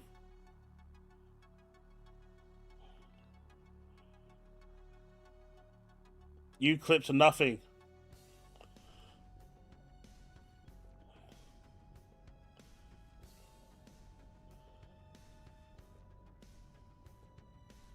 The Series X sounds like it's geared to tech heads. I mean, it's just a block, right? It's just a tree stump, but it's a sexy tree stump. It has the roots coming out that flower into something wonderful.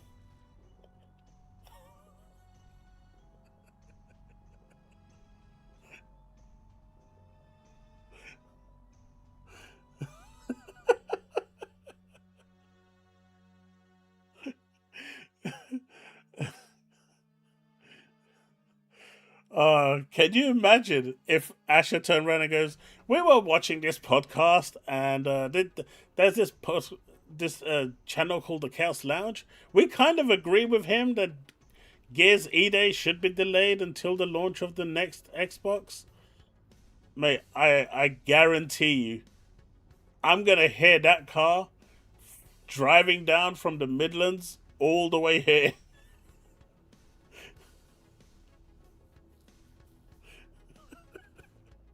Shit's gonna be here in record time.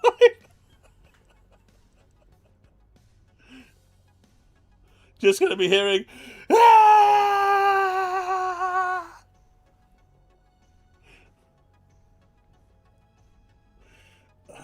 Man, I saw you arguing with Grok. What the hell was that all about? Telling it to do pi to the trillionth or something?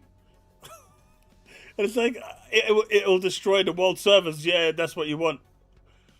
And then you actually convinced it to do something else. And Grok was smart enough to stop at some point.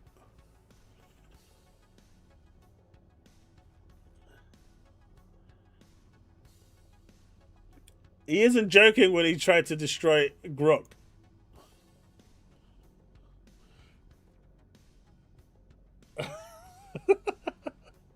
Hey, Shinzo, how's it going? But hey, look. If you're worried about the new Xbox Helix, right? If you're worried about all the other stuff, you don't need to. Nvidia has you covered because they're bringing back the RTX 3060. Now, this is a revolutionary card from back in the day that no one wanted. But because they love you and respect you, they are going to bring back the 3060 at 4 times the price of the original 3060 and try to convince you that this is the card you actually want.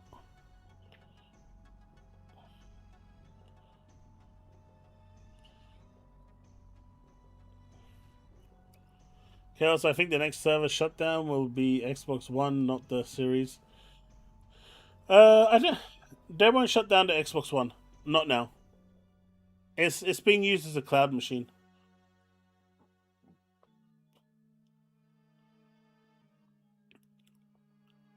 It will. I mean, I think they should have just went with a 3070, to be honest, at the very least. But 3060 is crazy.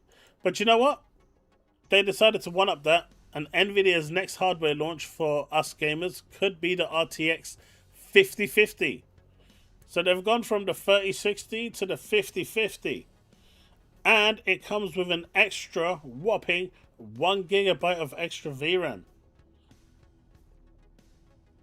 I have it from a good source by someone called Steve that this is a great graphics card and that he is dying to buy this to show the world how it's better than the one he has.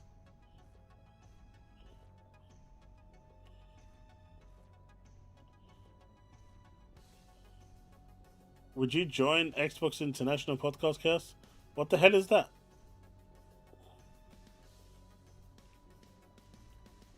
I mean, if they invited me for a show and I'm available, I'd turn up. I turn up to Boom's ones every so often. I mean, Boom has given me an open invite at this point. It's just on Monday. Sometimes I'm streaming games or I'm busy. But when I'm not, I jump into his stream. He's literally giving me an open invite. But I've not heard of the Xbox International podcast. I know who was it? Was it Viking or someone? They were trying to set up a massive Xbox podcast with a bunch of people, and they were asking, they were gathering names of all the podcasters that they wanted to turn up. So I know about that one. I wasn't invited, but I do know about it.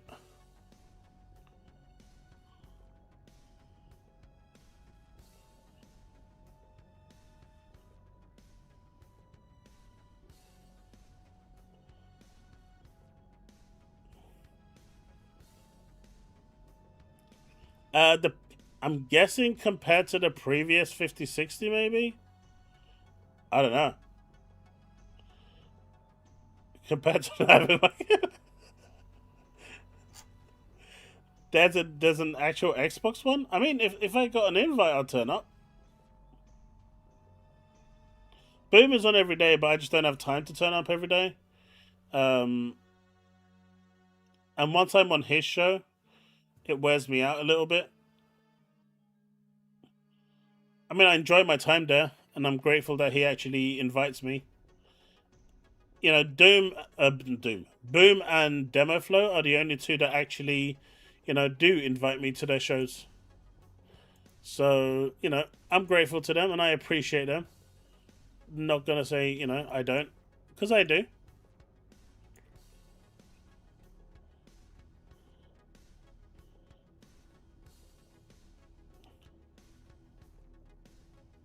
Nine is greater than 8 gigabyte.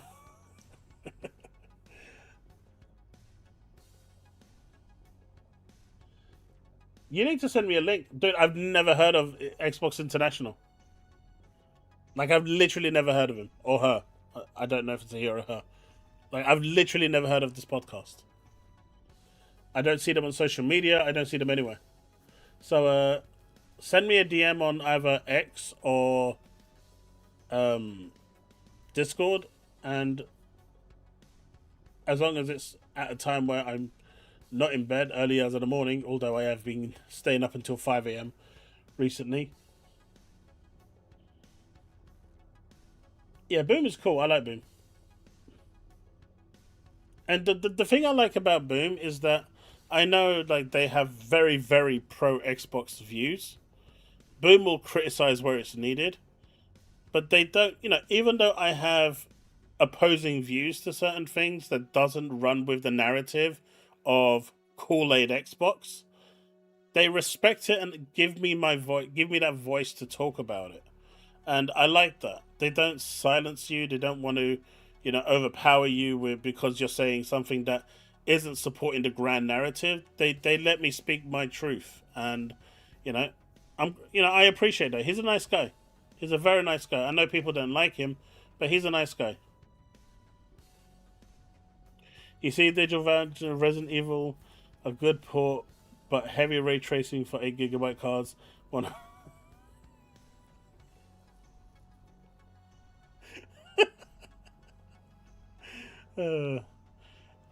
He can do Raichi, but what I'm saying is, when I get my time to talk, they give me the voice that I want, and I appreciate that, and that's the most important thing to me. As long as you respect my view, you don't have to agree with what I'm saying, right? I'm not saying you have to agree with it, but just how I respect your opinion, all I ask in return is that you respect mine. We may not agree, and we can sit and have a chat about it, but eventually we'll come to the conclusion that I was right. and we can move on. You see how this works?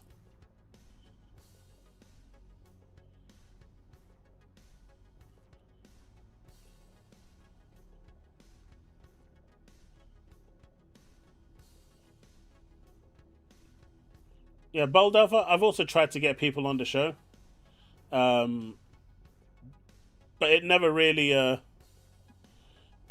pans out. It's so difficult because of my time zone. So it is what it is.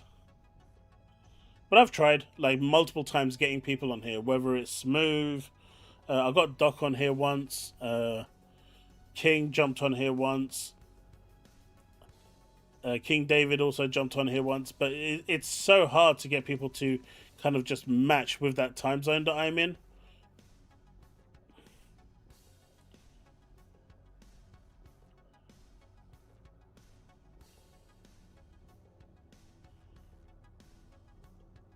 He thought you was lying about being able to build a PC at that price point. I also think there was a bit of mistranslation there because you're talking British pounds and they were talking dollars. You're not building it for $900, for example. So I think there might have been a mix there. That's why I stepped in and said, no, no, no, trust me.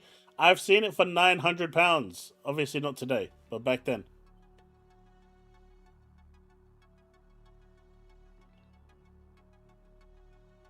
I appreciate that, Bold Alpha. I'm going to go grab a quick drink. I'm going to be right back. And then we're going to check out the new footage for Forza Horizon 6.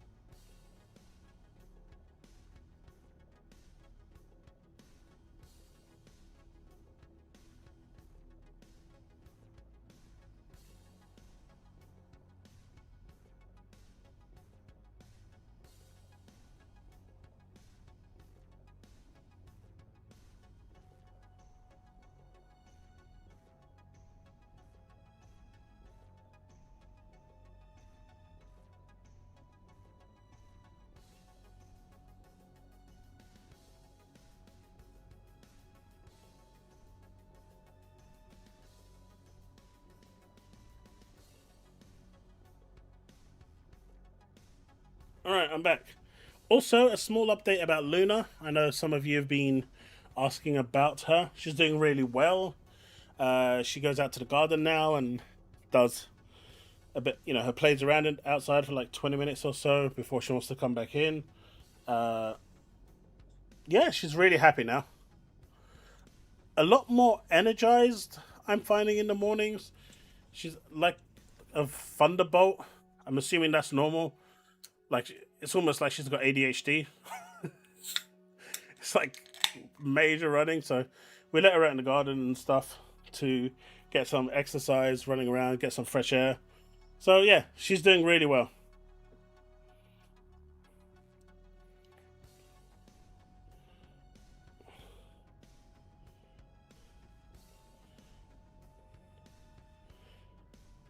Speaking of Alex, he blames Nvidia for Valve not making Half-Life 3. What? Why Nvidia for Valve not making? That makes no sense.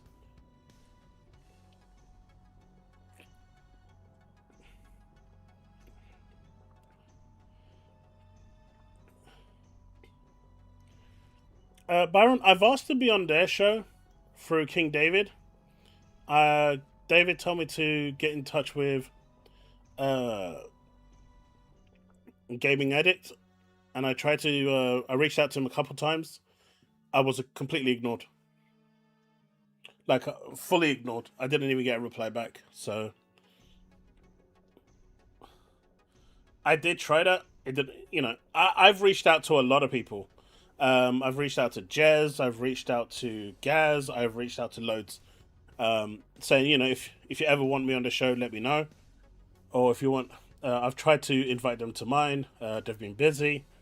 So I've tried a lot of people. A lot. It's either time zone. Riskit has also invited me to his show. I was on his show once. Really nice. I really enjoyed my time there as well. I know some people have different feelings about Riskit, but I personally have no issues with him. He's a nice guy. At least in my eyes. Outside of politics, he can think what he wants about politics. Everyone has weird views on politics, me included, so I don't ever get political views involved. Hey, Talos. Just to give you a good example, my mum is Turkish Cypriot, and her best friend was Greek Cypriot. And as long as they didn't talk politics, they were the best friends in the world. So just don't get politics ever involved and you get along perfectly fine. May she rest in peace. Alright, so here we have Forza Horizon 6. It's 9 minutes, so I don't know how much of this we're going to watch, but this is pre-release in-game footage. I assume running on PC, but it could be on the series as well.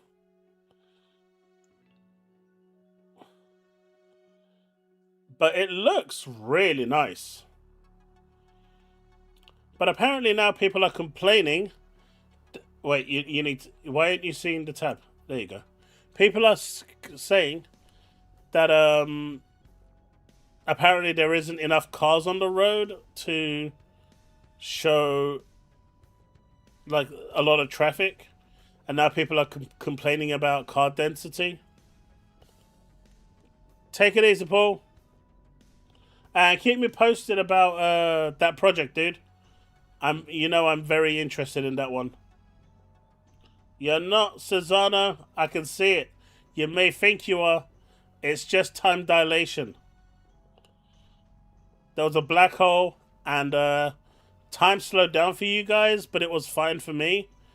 And so, based on that, you guys got the feed a little late. It was all time dilation. Yeah, Richie. People are now literally complaining that, oh, look, there's no cars on the track. I mean, there's enough cars. What more do you want? Traffic. You want traffic. You want there to be like a massive pileup. Like, what is it that you're exactly looking for?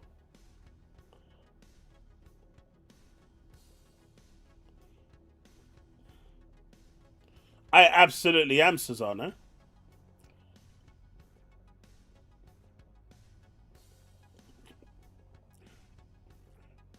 Vince, I've seen Xbox fans complaining about it as well. Not just PlayStation fans.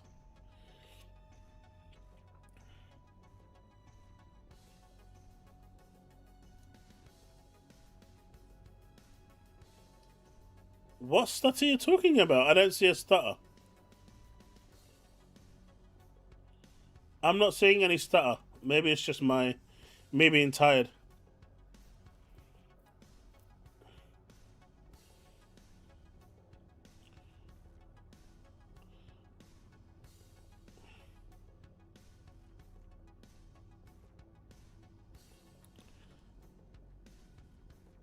But we saw cars outside the city. Loads of them. Just now.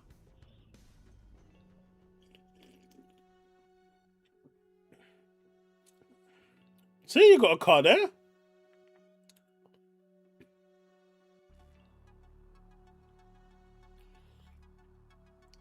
I don't know. This looks gorgeous to me, man.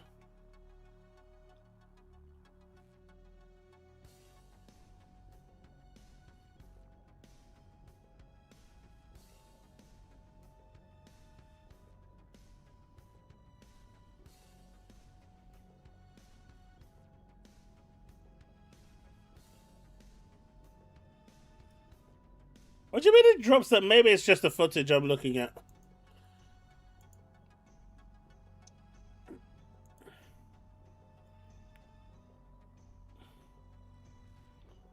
I still ain't seeing no stutter.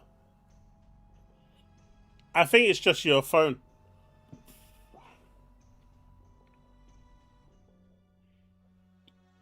Pretty much, Sanchez.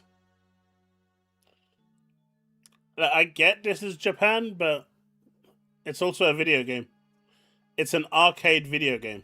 It's an arcade racer. It's not simulation. It's not a real life sim. It is just an arcade racer. Then my condolences to your PC.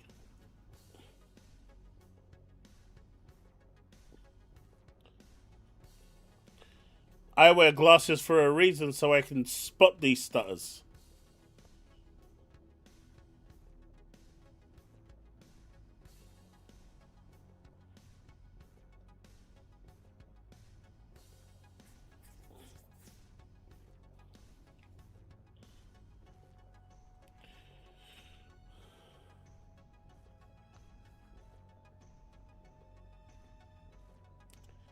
I don't know, this looks good though, man. This looks really good.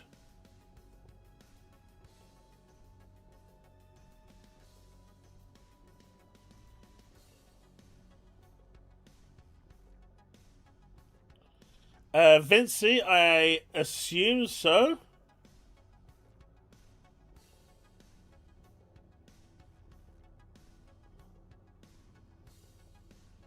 They're just by taking information based on this 9-minute, or is it 6-minute video? That's it.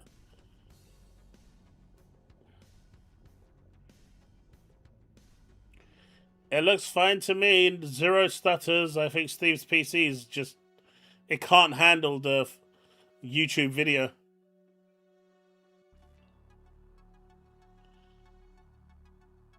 I mean, it looks a little nicer. Okay, I saw a bit of frame drop there.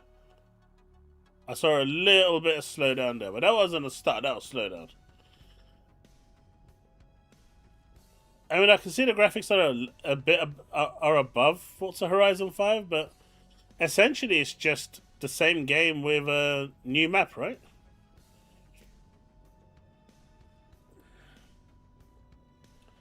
Oh, see, now that I had to insult his PC, he's on his phone.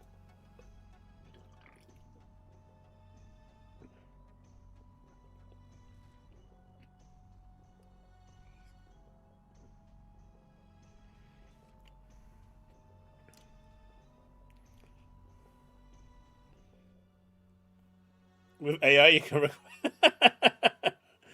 And don't forget, right? Consoles are getting true 4K. DLAA 4K. We don't talk about the internal resolution. They're getting true 4K.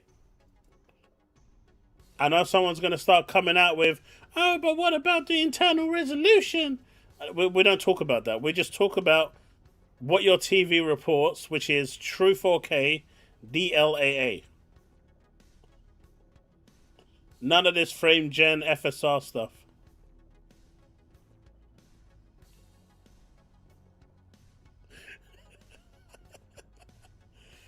Hey, look, why are you calling it fake 4K?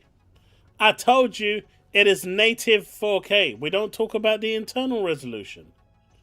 We're just talking about what your TV is reporting, and it's native 4K. That's what these next-gen consoles were designed for, right? And that's what you're getting. Imagine Forza Japan being more like GTA, where you can steal other cars instead of buying them or finding them in a barn and fixing them up. That could be kind of cool. Oh, I like the Japanese chimes there.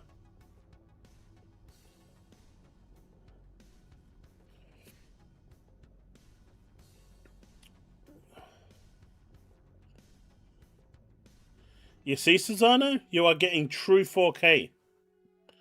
Even when you're playing those SNES ROMs or the Mega Drive ROMs, You're getting true 4K. But yeah, this looks great, man.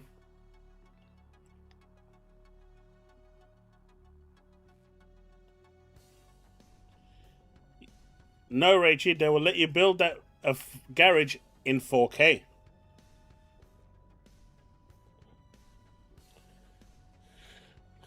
I think free roam just gives you a better view of the city, right? By the way, what bridge is this?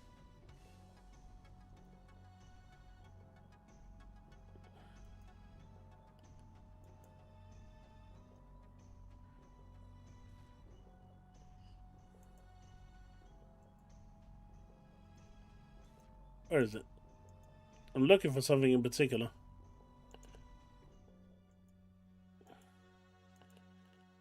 Yeah, that bridge there. What is it?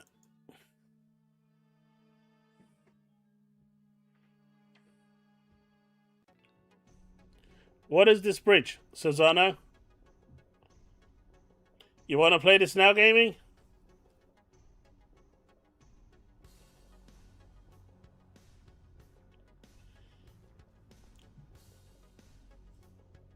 Hey, Fantasy Archer, how's it going, buddy? Bricky boy.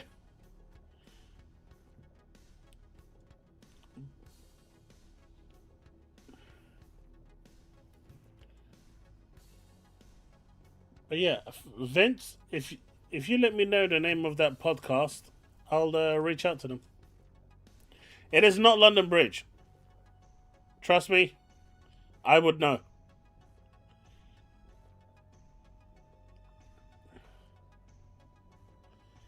I thought you was the Japan Encyclopedia. You let me down. We might need to see some pedestrians walking on the streets. Also chaos. Hey, that would be fine as long as I could run them over.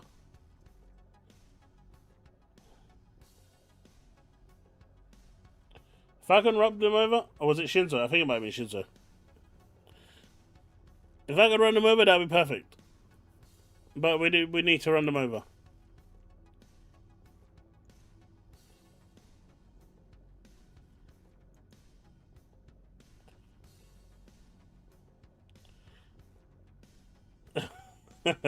Great.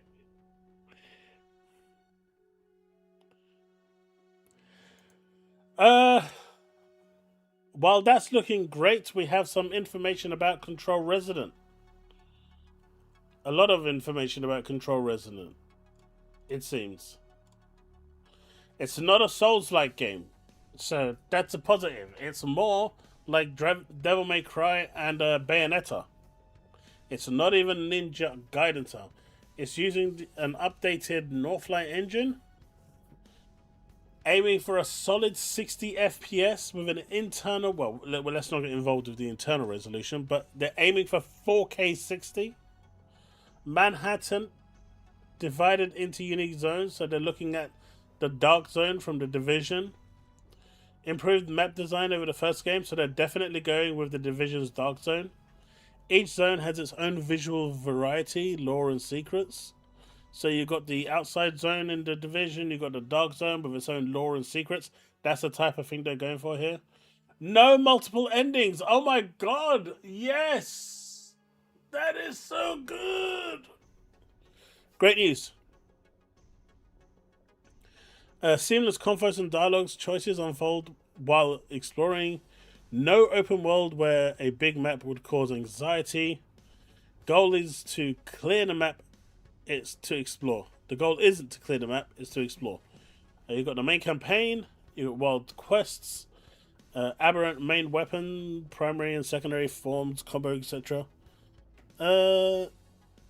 Yeah.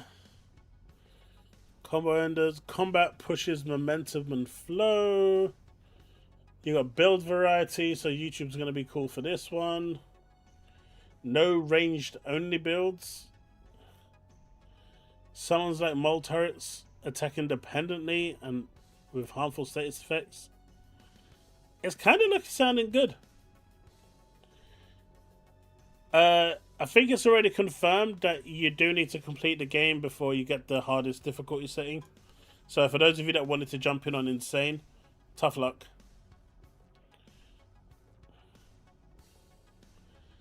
I'm personally really looking forward to this bold alpha, but I also love the Alan Wake universe. So I'm a bit biased when it comes to that. Hey, what's up, Rebby? Yo, Steve, why you gotta be saying 720? I told you this is running 60 FPS. That's what they're aiming for at 4K.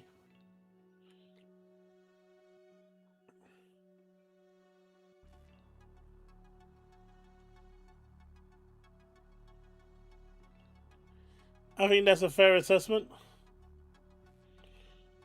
Will Microsoft CEO remove Xbox name? No, Project Helix is just what it's called. Project Scorpio was the Xbox One, right? It's just a code name. Alright, why are you saying 724?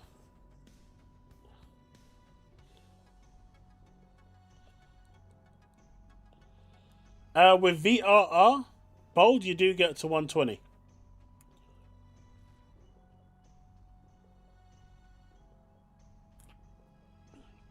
Native 4K with 120 FPS.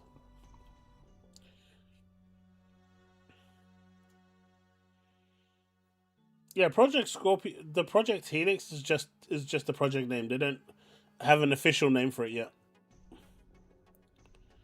What do you mean 640p? You're going down. You're going the wrong way.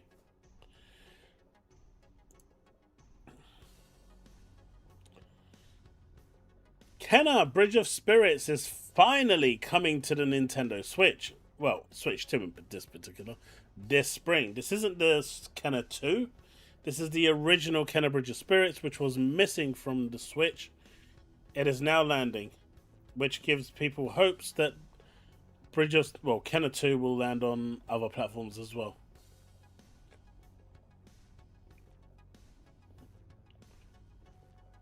The hatred towards Xbox at MBG streams, dude, it's all they talk about. Like, I get told all the time that I do nothing but talk about PlayStation on my shows. Outside of then, when was how much have I even mentioned PlayStation in this stream, or in my last stream, or the stream before? Well, actually, the last one we spoke about Sony leaving, so that was big news. But in general, how much do I talk about Sony? Not at all. I got no reason to. They have no news.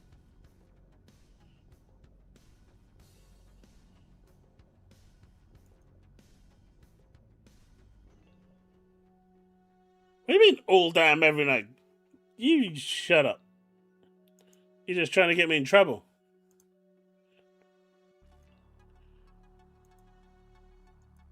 I see what you're doing.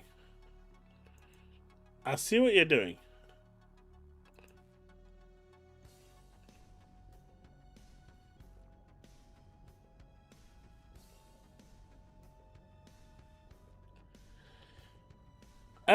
Fatal Frame. Fatal Frame 2 Crimson Butterfly remake demo is now available on all platforms. If you want to go check it out, you can. Save data can be carried over into the full game, which launches on 12th March. Now, unfortunately, people have already gone and started looking up the girl's skirts to see if it's censored. Apparently it is.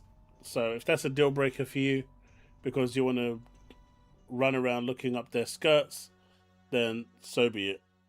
But this is a remake of a fan, favorite. I've downloaded this to check it out personally because I've always wanted to get back into the Fatal Frame games, and remake seems like a good place to rejoin. So hopefully it's good. It is I think it's a 3-part series. I can't remember. But either way, the demo's there for those of you that are interested.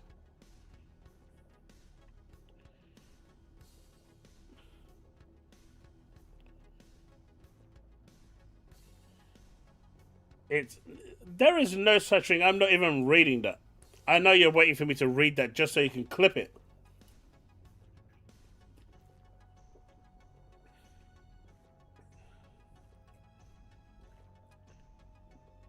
Do you think the next Xbox is going to be a PC Xbox? Microsoft is going to drop the... I think they're going to maintain the paywall for the series stuff, but for the console, the PC side of things, they can't maintain it. So I don't really know how they're going to really do it. They're going to find a way, obviously, but at some point, I assume they're going to have to drop it, right? I haven't even bought Ryza yet. I've just got too many stuff I'm playing at the moment. And the Ryza trilogy is like $100, man. It's not cheap. I already got all the clips I need. You got nothing. Except for the one you doctored. That you're trying to use against me to get me in trouble.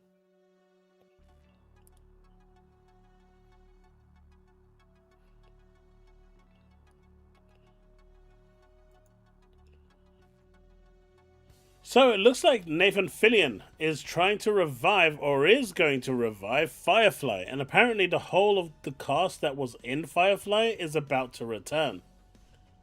What do you think? I know this one isn't games related, but I did enjoy the Firefly series. So, what do you guys think?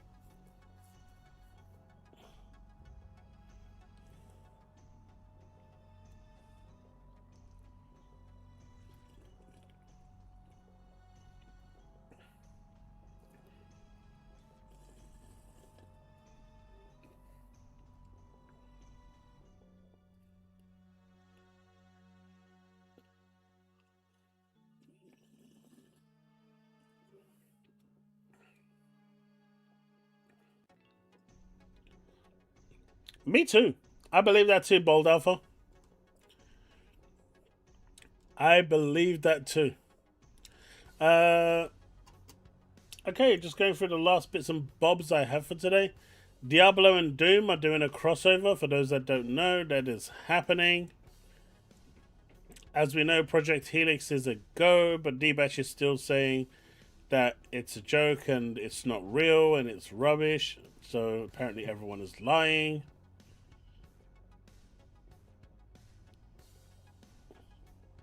I think that's really everything.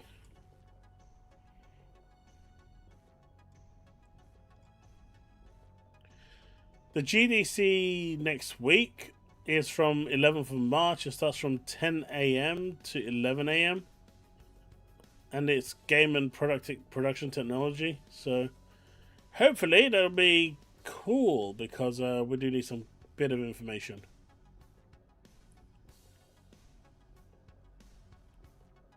Which show is that, Woodpit? Oh, sorry, Talos. What, you've never heard of Firefly? Really? Clockwork... Yeah, this is No, this is Outer Worlds 2, if I'm not mistaken. Yeah, this is Outer Worlds 2. D-Batch has kind of lost the plot, unfortunately. I don't really know why. But he's lost his way a long time ago.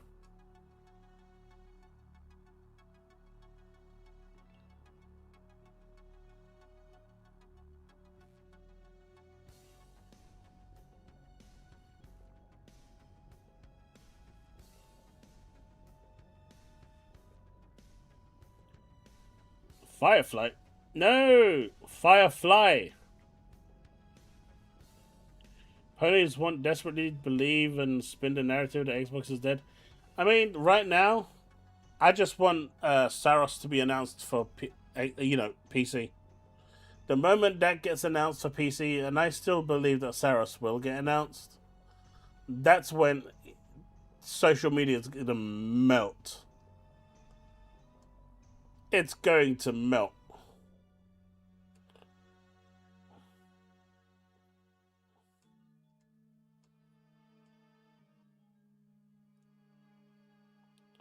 Firefly was a western in space, and yeah, it's gone. I liked Serenity too. But chat, is there anything else you want to chat about? I think Helix is the big one. Obviously, we've spoken in depth about PlayStation leaving the PC market, which I don't believe they are, because Jason Schreier pretty much said, hey, but they can change their time at any point, so I'm going to leave this in here in case they do decide to change their mind. But, you know, the fanboys have jumped all over that one.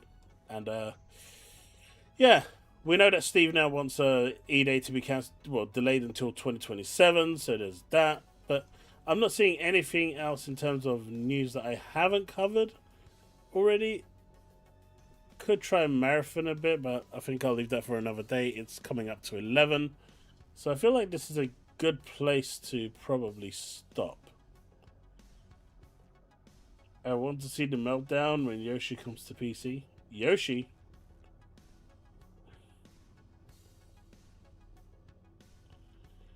As in Shuhei Yoshida or Yoshi the game? Japan FTC going after Microsoft? White House going after Microsoft? I've seen that. I don't understand why though. Yote could potentially come over. I think Yote will eventually make the move.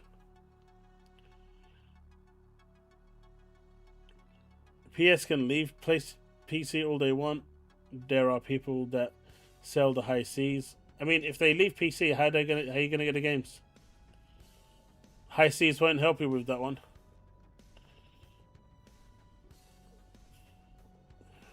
Oh yeah, there's the Bandai show, innit? Is that now? Oh, it said 4 minutes. Perfect timing. We literally finished everything I wanted to talk about. We've got the Bandai show in 4 minutes. Man, you just reminded me. Good shit, buddy. Good shit. There's the Bandai show. I totally forgot about this. I almost bloody bailed. Thanks. Oh man, could you imagine? Could you imagine?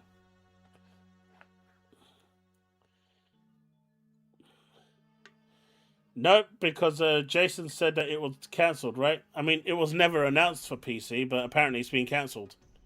Yote was never announced for PC either, but apparently that's been cancelled too. Like, there is so much wrong with that article that was written. It's not even funny. There are so many holes in that article. So many maybes and mights and could be's and so many kind of gaps.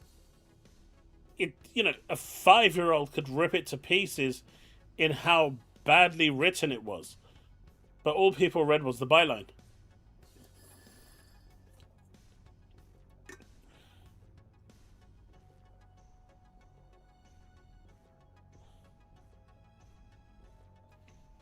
I was actually going to go make a video after this. Hey man, just don't do what I did, right? I went with the missus to Dreams to get a new bed. We needed a new mattress, and she was looking at the new beds and stuff. And I was like, hun, just get what you want. Never do that. Never ever do that. That is like 101 mistake. I realized immediately what I said the moment I said it. Like, the words were coming out as I went to punch myself in the face to stop myself from saying it.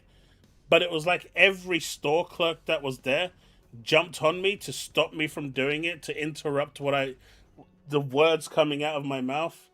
Yeah, it was bad times after that.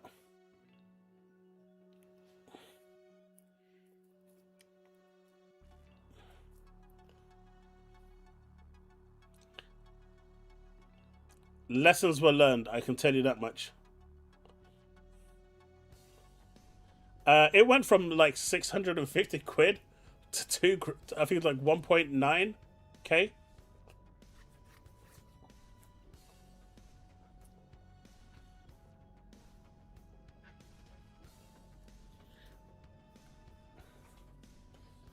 I mean, I get it. We did need a new bed, but holy sh!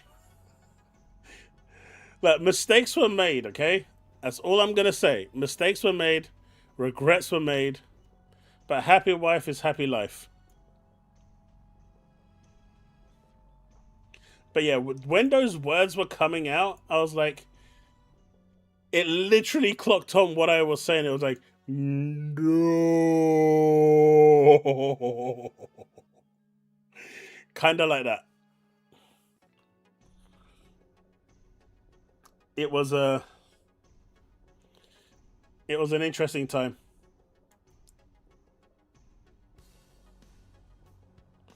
Let's see.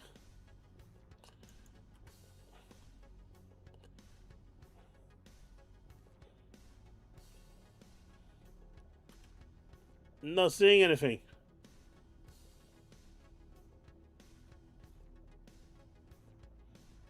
Rule number one: never say get what you. Seriously, I know. Look, it was literally a moment of weakness. I didn't mean to say it. It just literally popped out that way. But like I said, as I said it, I realized the words coming out of my mouth was just, no, don't do this. Like, and as I went to like shut myself up, it didn't work, man. It didn't work. It did not work. Let's see. 1080p is the highest they go. Chat, can you tell me if you can hear that?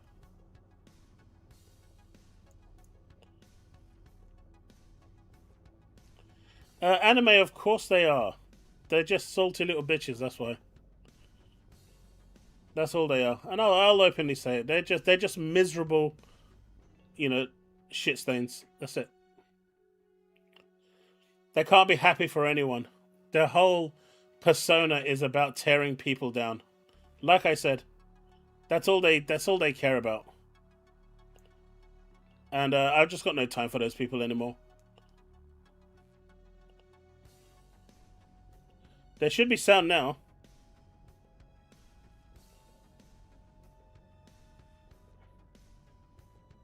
You're not getting sound. Let me fix that.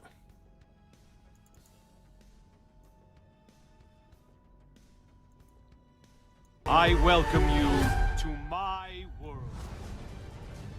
Destroy the core of You got life sound now. You have got sound now. save this world, or if not, death will come. You should hear it for now. us all.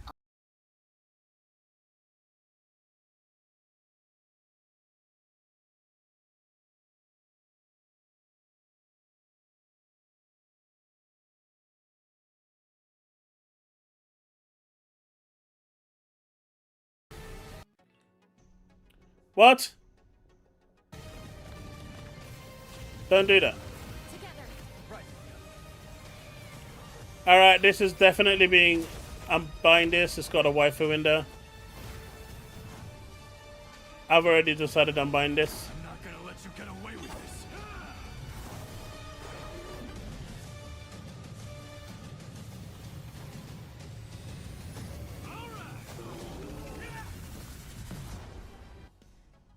What the fuck is going on?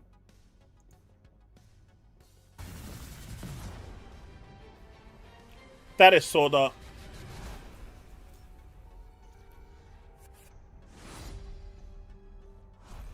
Nah, Sword Art.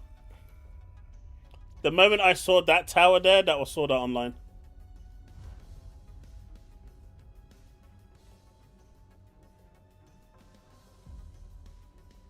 Echoes of Aincrad. Interesting. Oh, it is coming to Xbox as well. Nice. I wonder if it's Play Anywhere. Is that it?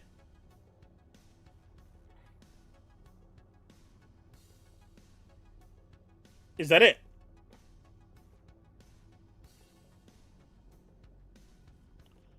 This is not a Souls game.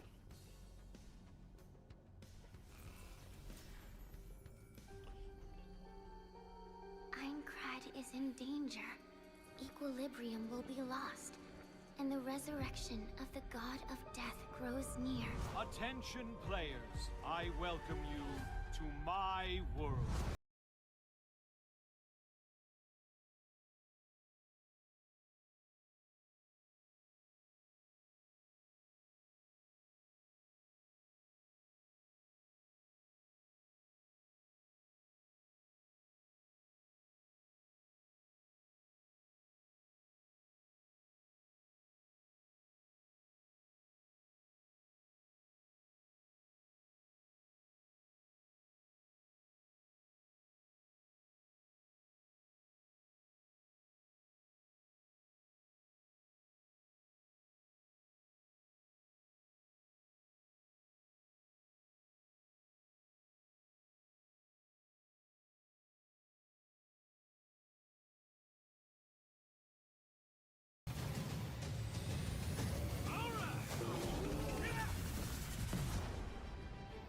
But yeah, the moment I saw that tower, that was it. That was instant sword. So what's the goodies that you get? Risk your reality.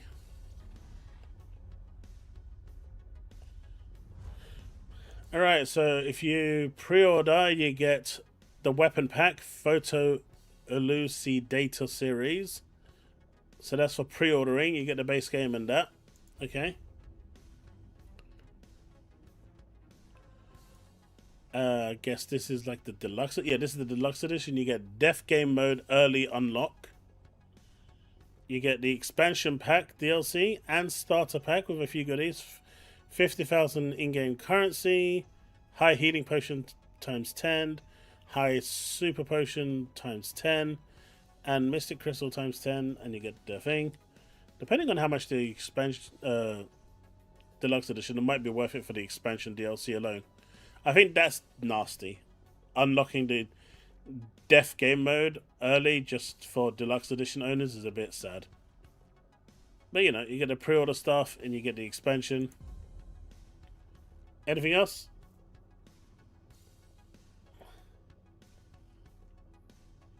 Oh, you got the Ultimate Edition, which comes with a fancier box art, which has the waifu on it. So clearly, this is the one to go for.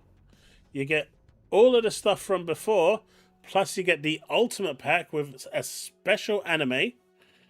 I guess exclusive anime to watch. You get the soundtrack, you get the art book, and you get a armor pack as well to get you going. That sounds really cool, right? You've got the female one and the male one. Obviously, we're all going to make female characters because that's how we roll. But, yeah. Hey, look. I'm sorry. There is no Asuna body pillow. Not where you are, anyway. We don't talk about what's over here. Byron, that would be nice. That would be nice. Yeah, the anime special was crazy, I know. It's going to be an OVA, yeah. So clearly what you want is... Oh, wait, there might be room for more. Is there? No, it stops at the ultimate version. So there's 3 versions. Base, Deluxe, and Ultimate. When are you playing Dying Light, and when is your son playing Huntsman again? You can get my son to play Huntsman. You can, you know, bribe him to do it. I think I'm going to go through the Resident Evil series. I think there's not many Silent Hill games for me to play that I haven't now. So I'm waiting for the other one. I am playing Downpour at the moment, but obviously there's no legit way to play it because you can't get it anywhere due to the music licensing, which sucks, but you know, until they put it on sale, can't do that, so I can't stream that one. So I'll probably start with Resident Evil 2 and work my way.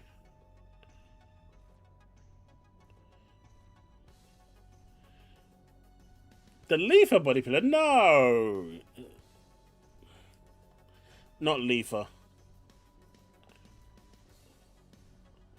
Wait for the collector edition for Asuna body. Man, everyone talking about Asuna. What about Kirito, man? Everyone just completely and utterly said goodbye, Kirito. You're no longer wanted. Have I ever played Dead Island 2? I actually have. There's a... Well... So... I started playing Dead Island 2 with a friend of mine. This is a true story, and there's a reason why I'll never complete that game. So him and me were playing it... basically co-op. We kind of stopped playing it for a little while we were doing other stuff because he was in the US and he had a lot of problems with his sinuses and surgery and stuff. And so we planned over Christmas last year to get back onto it to finish it, and we were going to stream it to finish the game because we were about halfway through. Unfortunately, he got cancer and it killed him in 5 days. And so when it comes to Dying Light 2, I have got it. I just won't finish it. It was a game I promised to finish with my friend, and well, he's not here, and I can't really keep that promise. If I finish it, I'll be breaking my promise. So it's a good game, and I appreciate it, but it's one game that I just won't go back to. So that's the reason why I won't go back to Dying Light. You know, between him being diagnosed with cancer and dying, it was like 5 days. It was so aggressive, and so for that reason and that reason only, I don't want to break my promise to him, because I promised we'd finish it together, and he's no longer here for me to do that. So that is why I won't finish Dying Light. I recommend it to people. It's an awesome game. Really great game. And if they make a Dying Light 3, I'll jump into that. But that one I just won't do, because I'm just not prepared to break that promise.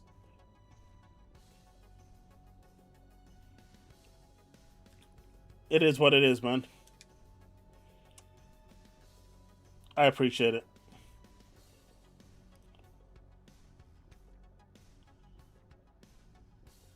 Yeah, it happened during Thanksgiving.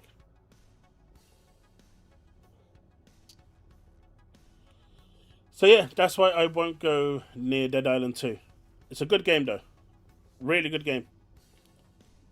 Fully recommend you check it out if you want to play it. But I don't want to end the stream on a sour note, so let's all celebrate the release of the next generation Xbox. Well, the announcement of the next generation Xbox, because that, my friends, is a great thing. And I know people are still kind of shitting on it and being nasty about it and trying to downplay it and call it a PC, when Asher herself has already called it a next generation console. And so if you remember what I said about this, that it was going to be, because if you think back not too long ago, Epic said that they were in talks with Microsoft to get their store onto the next generation Xbox. That's what triggered my thinking before. And if you remember, we had this discussion that it's not going to be an open Windows platform. I feel like this is going to be a closed Windows platform where you'll have only the stores that Microsoft agrees to will be placed on there. And so Steam and Epic are two of the stores that are going to be on the next generation Xbox. It's going to be on the main, OS interface.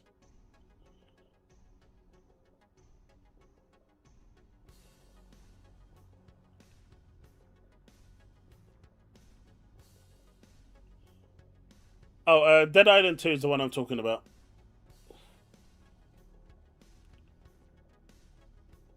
The Toxic Commando. I'm actually going to try the demo out. There's a few games I want to try the demo out for, actually. I've actually downloaded them. So maybe we can actually do like a little stream and check them out all together. Because they're small demos, right? You've got, if you've heard of Surangama, that's supposed to be pretty decent. You've got Misguided Remastered. If you haven't played Densha Attack yet, absolutely check that out. That is phenomenal. Teenage Mutant Ninja Turtles Empire City is another one I got downloaded. Mighty Raya is another one. Welcome to Dulltown. Parasite Mutant. And I will add the one that you guys mentioned just now, Jordan Carpenter. So we can have like a stream where we're just going through all these small indie games and see what we think about them collectively.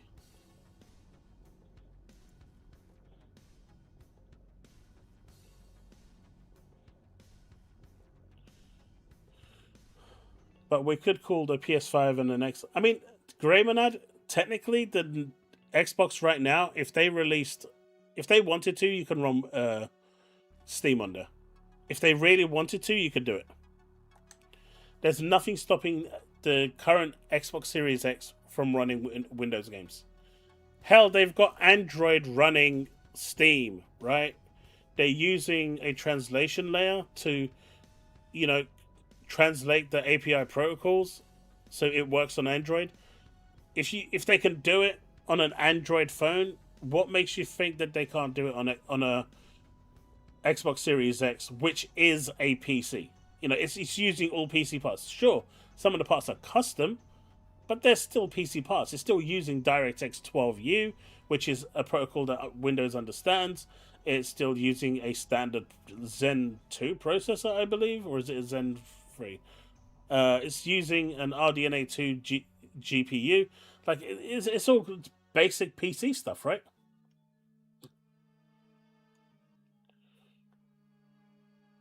Have a good night, gaming. Do you know, Legacy of Kain was the one of the few games I just never really got into. Woodpit, I've actually been saying that for over a year, that they should have dropped an update that could do some, because essentially Microsoft can just release a script on your drive that can partition everything for you. It does the whole thing for you. They can do that if they wanted to, and I think they should. I think they haven't, mainly because they want you to get the they want to get the OS right, but they could technically just split it in half right now and get it working. Hey, the one and only Shrek, I appreciate it. Thank you for the new membership, dude. I appreciate you. But yeah, I've been saying this for a while. They should definitely do that. But me, I am excited for this. Project Helix will lead performance and play your Xbox and PC games. So that's confirmed the hybrid. But I do think it's going to be an Xbox OS with Windows hidden underneath. That's what I think is going to happen.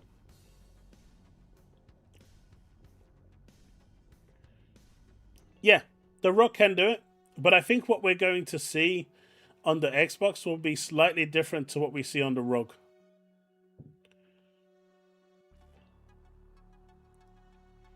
I think the experience for the official Xbox console, as opposed to the custom, the OEM ones. OEM ones are going to get the FSE, which is what the ROG has.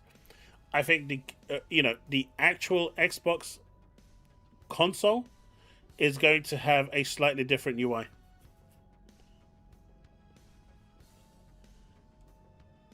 Uh, 5 million views is... Yeah, 5 million views is not bad. Let's refresh it and see if that's actually changed. 5.1 million.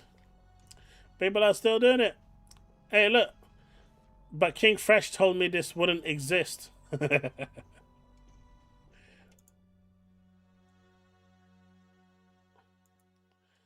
A few weeks ago, I talked about Xbox having PC capabilities.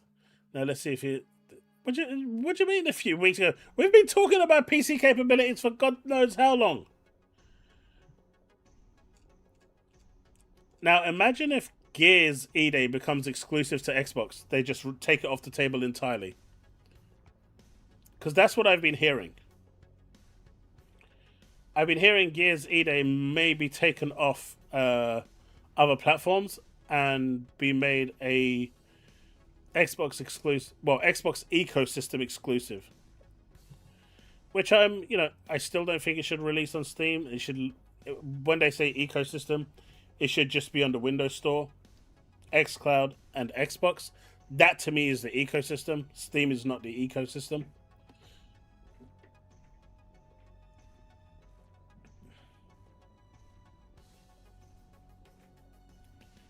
Indeed, he did.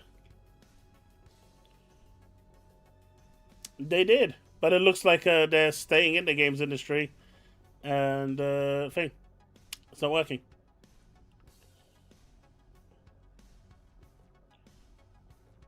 See, I was having a discussion with someone earlier today, and I think they got a bit upset with what I was saying, and I didn't quite understand why they were getting upset with what I was saying.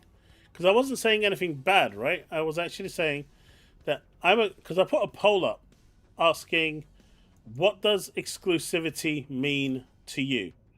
And I think it's just a basic question, right? What does Xbox exclusivity mean to you? And this was my poll. Let me bring it up. So obviously you got the bellend already asking this question down here. You know, he can't not embarrass himself and reduce his IQ down to pittance. Like, I'm not asking what exclusivity means, but this guy has the IQ of a gnat at this point. And even then, I think I'm being quite offensive to gnats at this point. But I think that's a fairly simple question. Xbox only or Xbox on PC? But here you go.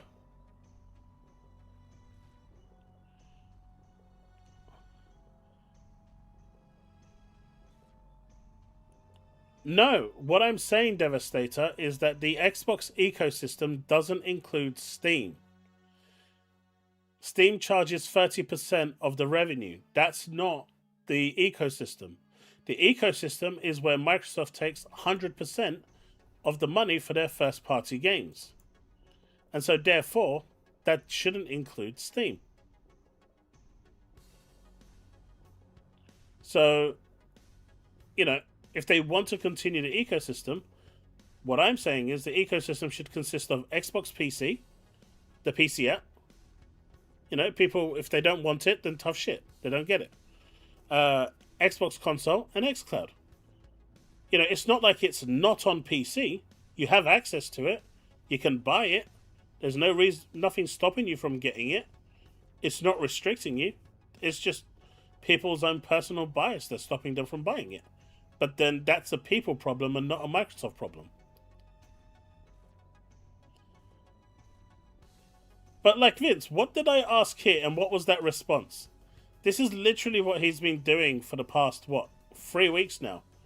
I say something and then he comes out with like, but the sun is green. And I'm like, what the fuck are you talking about?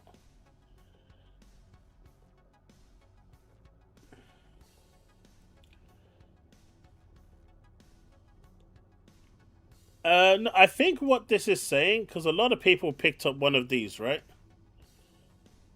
And so it gives you the ability to play on the go. It gives you the ability to just, you know, play wherever you want. Like, me personally, I'm okay with Xbox on PC, but I would personally prefer it to be on the Xbox app and not on Steam.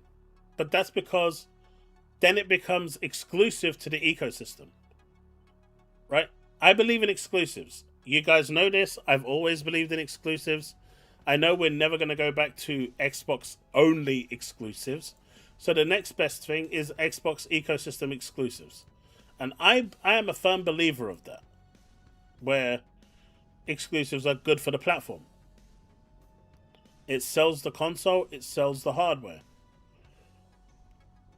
And so, with that in mind, I would personally, my opinion, no one has to agree with it, it's still available on PC, but it would be available only through the ecosystem.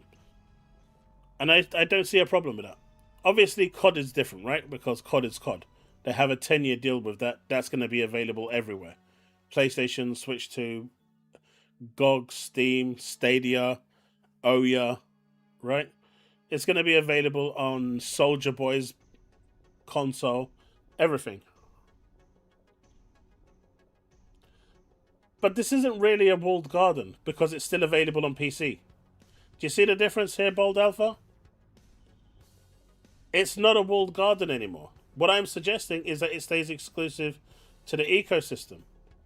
Is the Xbox PC app available on PC? Yes or no? If it is, then people can download the app and install the game. Done. You're not restricting them from buying the game. What you're doing is keeping it within the ecosystem.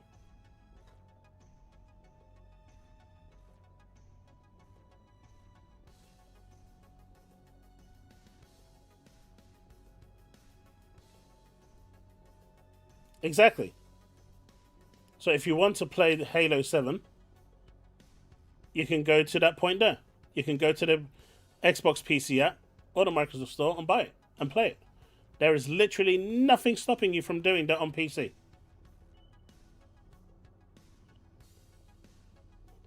I mean, for the user, it's no difference, right? But what this means is the studios make more money. They reach their profit margins a lot easier. There's less layoffs in the studio because they don't have to sell as many copies to make the profits. It also means because they're making more money, they can invest in new projects. And that means more games for us. But it also means that people are more drawn towards the hardware. If you're not selling the hardware, then you're not really selling, you know, it undermines the console. And my point there is, if you are going to put it on Steam, put it on PlayStation as well. There's no difference. Because then you're just a multiplat. You can't have it both ways. You can't be partially multiplat or no multiplat. You're either multiplat or you're not. That, you know, that's my point. You pick a lane. You know, I've got no problem with them going multiplat at all. I've got no problem with that. If they want to go multiplat, that's fine. But you kind of need to pick a lane. I'm still going to play my Xbox games. Even if they go multiplat, I'm still going to buy Project Helix. You know, that's me. I like new tech. I like new consoles. I buy them all the new consoles. You know, I barely use my Switch 2. I've probably got like 10 hours, maybe, since launch. No, I don't even think I got that. I don't think I got 5 hours used on my Switch 2. But I bought it day one. So when the Helix comes out, I'll pick it up. Like, regardless of what the direction here is. It's not about me not supporting the console or supporting buying the hardware. But this drama about people wanting exclusives or not, I think, you know, Xbox themselves kind of need to decide. If we're going to release on Steam, you're a multiplat. And so just release it everywhere else. It doesn't matter at that point where it goes. Whether it goes to Switch 2, PlayStation, it just doesn't matter. Because at that point, you're undermining the console anyway. And so if you're going to undermine the console, you know, go balls deep. You know, go all in. Don't just like half in and don't edge it. And, you know, keep people questioning and guessing, or because you're just going to hurt the audience that way. You're going to hurt the fan base and you're going to turn people against you. You just make that decision and you go in. That's it. But you see what I mean, right? I'm not arguing for one or the other. I'm just saying they just need to pick a lane. But me personally, I prefer exclusives because I believe at the end of it, you get a better product for the game. If the game is tailor-made for one hardware, you get a better experience. That is my personal belief. Because it uses the maximum potential of that hardware. Unfortunately, today, that doesn't really exist, right? Since the PS4 days, you've got the PS4, PS4 Pro. With the Xbox, you had the Xbox One, One S, One X. You know, it kind of... You're already diluting the pool. With the PS5, you had the 5 and the Pro. So you've already got two denominators. You've got the Series S and X. You're already diluting the denominator. So that theory that you make for one specific doesn't even work anymore in the grand scheme of things because you don't have one hardware. So you're always like, even if, let's say you've got this grand picture of a game that you want to make. And you're like, yes, I want this and this and this. And it's going to look amazing on the Series X. And then you go and then you say, right, well, I need this to work on the Series S as well. And these are the limitations. So now I'm going to have to cut this and this in order for it to work. And it's the same thing with a Pro, right? They can't utilize the Pro fully because they have to make sure it works on the PS5. And so the lowest denominator becomes the base platform. No matter what the Pro does or the higher version of the console does, It doesn't matter. All they can do is make it look shinier and run better, but you can never get better features. I think it was in Horizon. They said they wanted to add flying, and they couldn't because the PS4 simply couldn't handle it. And so they had to take that feature out, and the PS5 version suffered for it because they made one base of the game. So that sort of thing is what I like to avoid, if that makes sense. My assumption, I think for like a year or two, you're going to see them making, I think until 2028, maybe 29, you're going to see them making games for the Series X and PC. But at some point, it's going to stop and just be PC, yeah.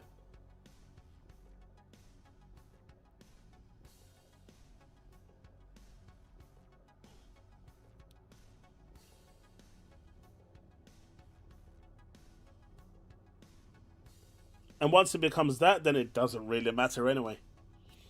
But look, like I said, like me personally, despite my views on exclusivity, because of devices like this, right? I'm not sure if it's visible on screen, my Xbox LIX.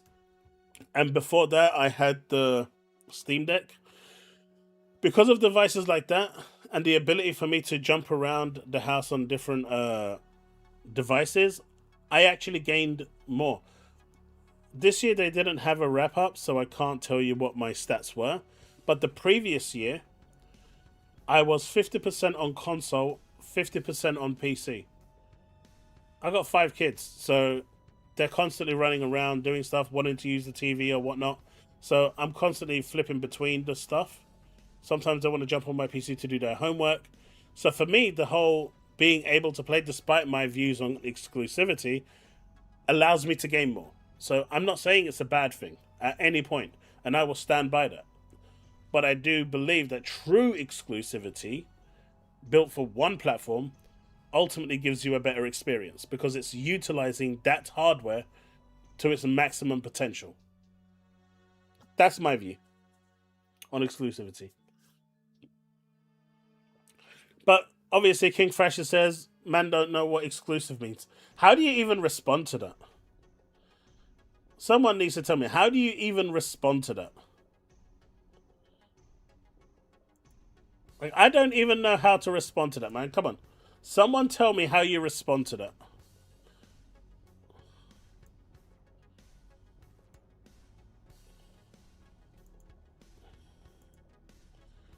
Like, I want to know. That's half an indoor soccer team. Hey, look. If you must know, my 5th child, we actually had our 5th child without knowing that the missus was pregnant. I know it sounds weird and it's like crazy, but it happens, and it happened to us.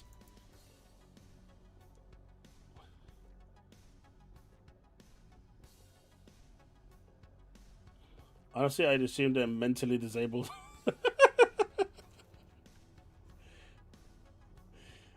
Shit. I don't know. He just keeps coming up with silliness like that.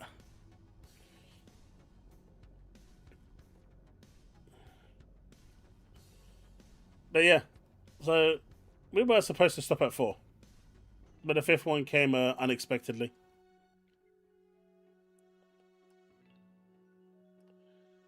Dude, I was coming home from work, and my daughter gives me a call and says, Mom just had a baby. What do you even do with that? Right? What do you even do with that information? Bear in mind, literally 48 hours ago, I gave away all our baby stuff. We gave away all our baby stuff because we wanted to make space because we were done.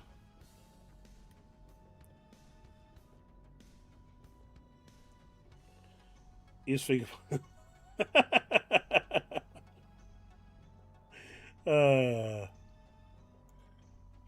Is there anything else that's going on? Bandai has announced the trailer. People are still crying about Resident Evil. Project Helix is now all over the place, and people are saying it's just going to be a ROG. I don't think so.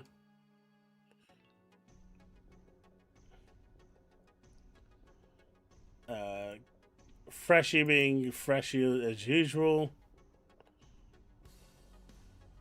Yeah, I'm not seeing anything else.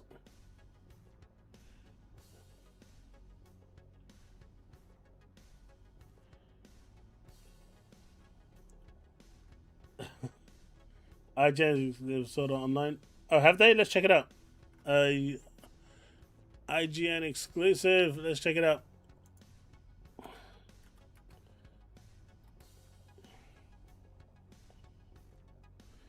Man, Crimson Desert is getting hammered right now, right?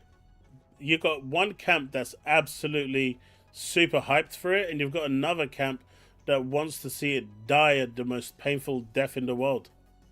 I just don't understand wanting games to fail purposefully without even trying them. I don't know. I just think it's silly. Let's do another search. IGN new Bandai gameplay.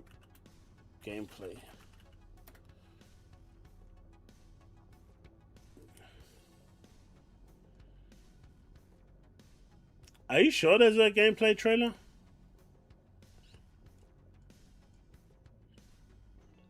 That's Tales of Arise.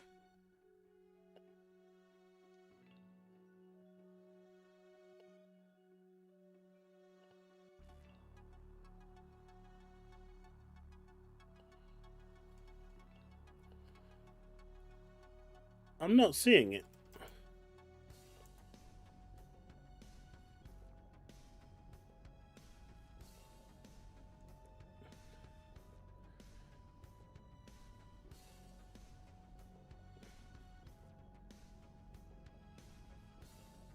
Does someone want to send me a link to it?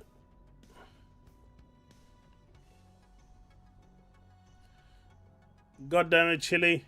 He did clip it.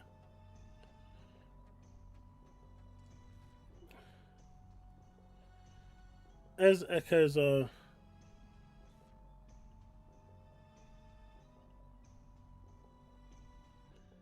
That's the official announcement for that.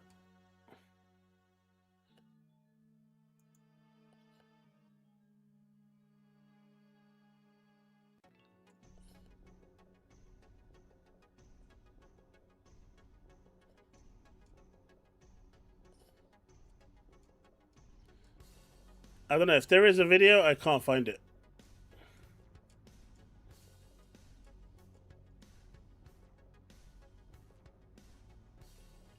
I feel like Crimson Desert is going to be a tale of two halves, right? You're either going to really enjoy it or really not like it. I think it's that sort of thing.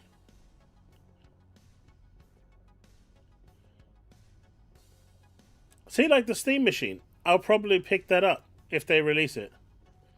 I'm looking for... Apparently there's IGN exclusive gameplay for the new Echoes of Aincrad, but I can't find it.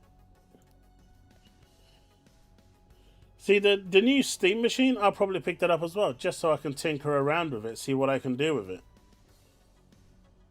You know, I kind of... See, I just like new tech.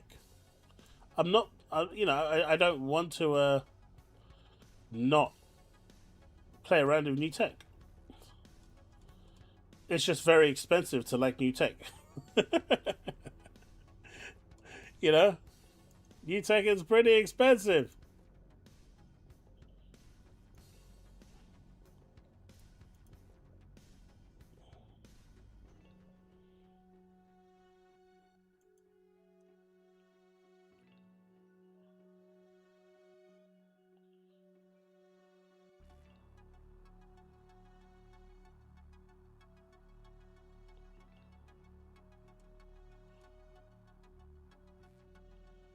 What's that?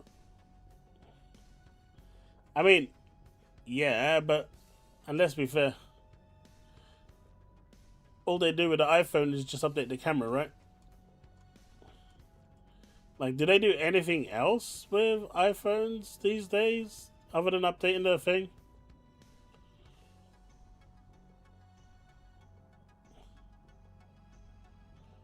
Did you not like Kingdom Come Deliverance 2?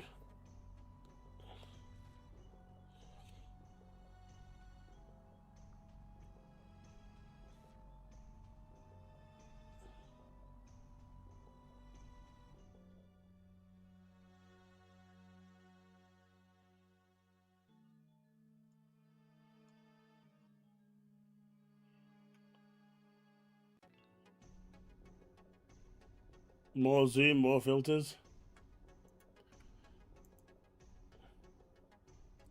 Well, apparently there's beef between Hazardor Gaming and Nibs. You gonna apologize again in my DMs like last time? Don't talk about fandoms and addiction when your whole profile built upon those. You got PlayStation symbols on your chest and Parrot for One brand while calling yourself multi-platform gamer. MF, you're a walking contradiction. Yeah, I didn't even notice that he had that. That's sad. That's sad. That is sad. That's the whole point, Jesse. You're watching a movie.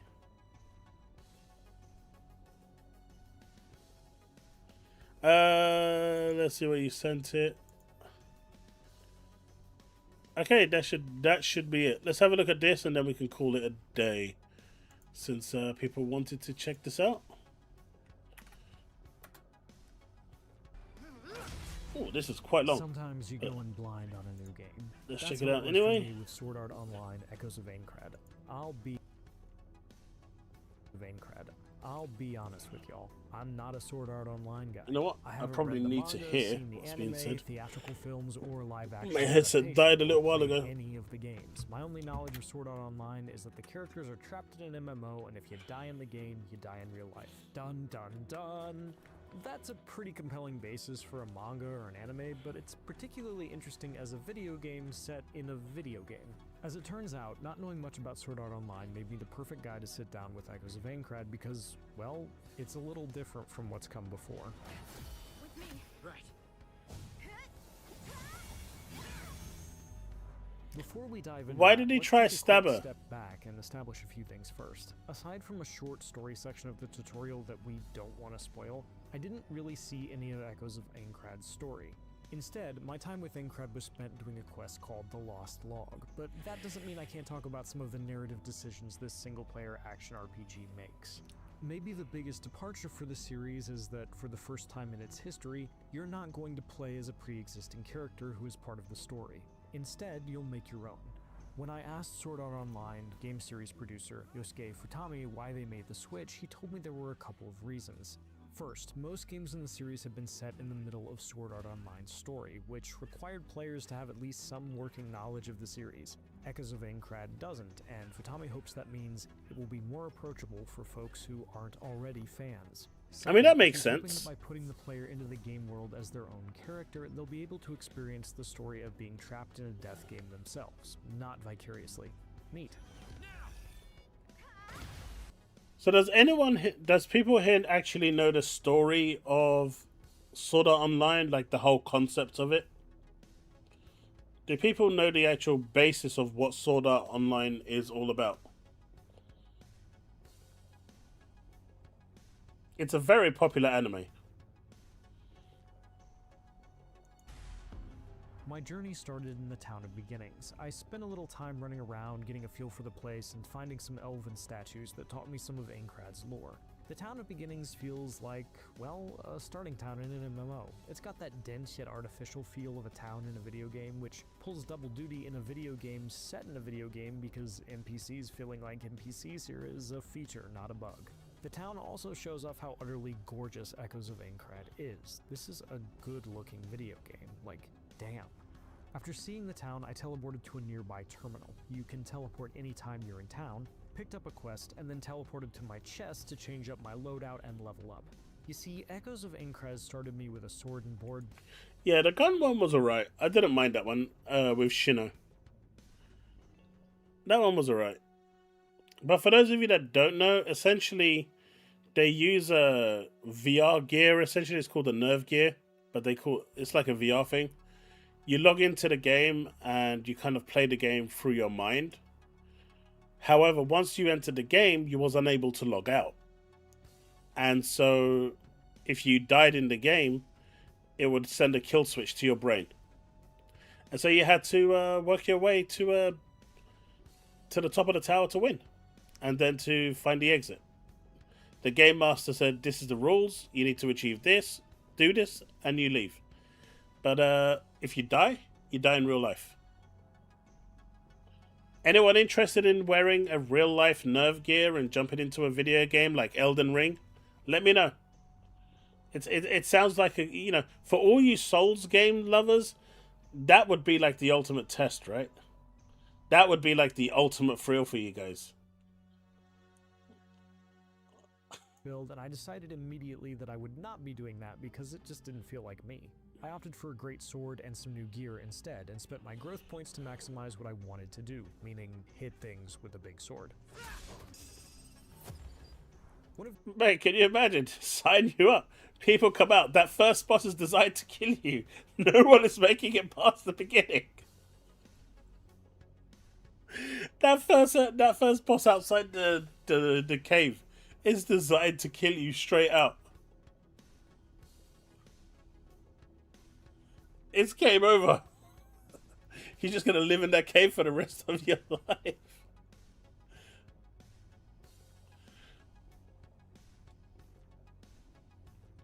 The neat things Echoes of Incred does is it rewards you for hitting certain milestones as you level up, generally once you hit 5-point increments. Getting my dex to 5, for instance, boosted my sword scalability damage by 3%, while hitting 10 bumped that to 5%. It's easy to play an RPG and feel like individual levels don't do much to make you stronger, but every time I got a new level or hit a new milestone in my time with Echoes of Incred, I felt it. Something Futami confirmed was intentional when I asked him about it. And in Echoes of Incred, you can reset your parameters whenever you want. This isn't typical of Sword Art Online as a setting, but it makes Echoes of Incred more accessible to newcomers and encourages This sounds you to really experiment cool. with your build until you find something you like. If you ask me, that rules.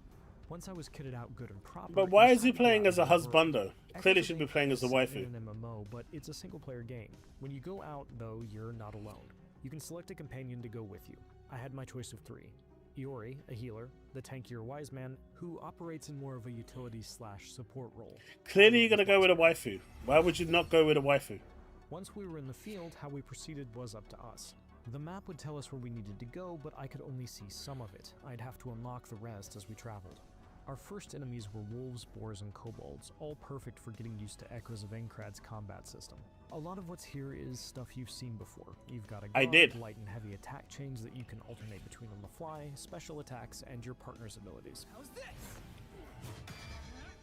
Iori's, for instance, create a circle that heals you if you stand in it. Did You'll you also open up see how no additional one attacks now to is dodge at talking the right about time the or manage to parry it, PlayStation as you do, and some of them are pretty similar. maybe leaving PC behind, which apparently after the GTC What we're makes gonna Echoes find of out Incred that cool they is how haven't left dangerous PC. everything feels. Standard enemies can Xbox and did will good, kill man. you if you're They not came paying out attention, and said, especially "Hold my early beer." on, and they're not exactly the forgiving We're or revealing the forget type. name of the They'll next follow you project. for a long time if you pick a fight with them, and they're all different.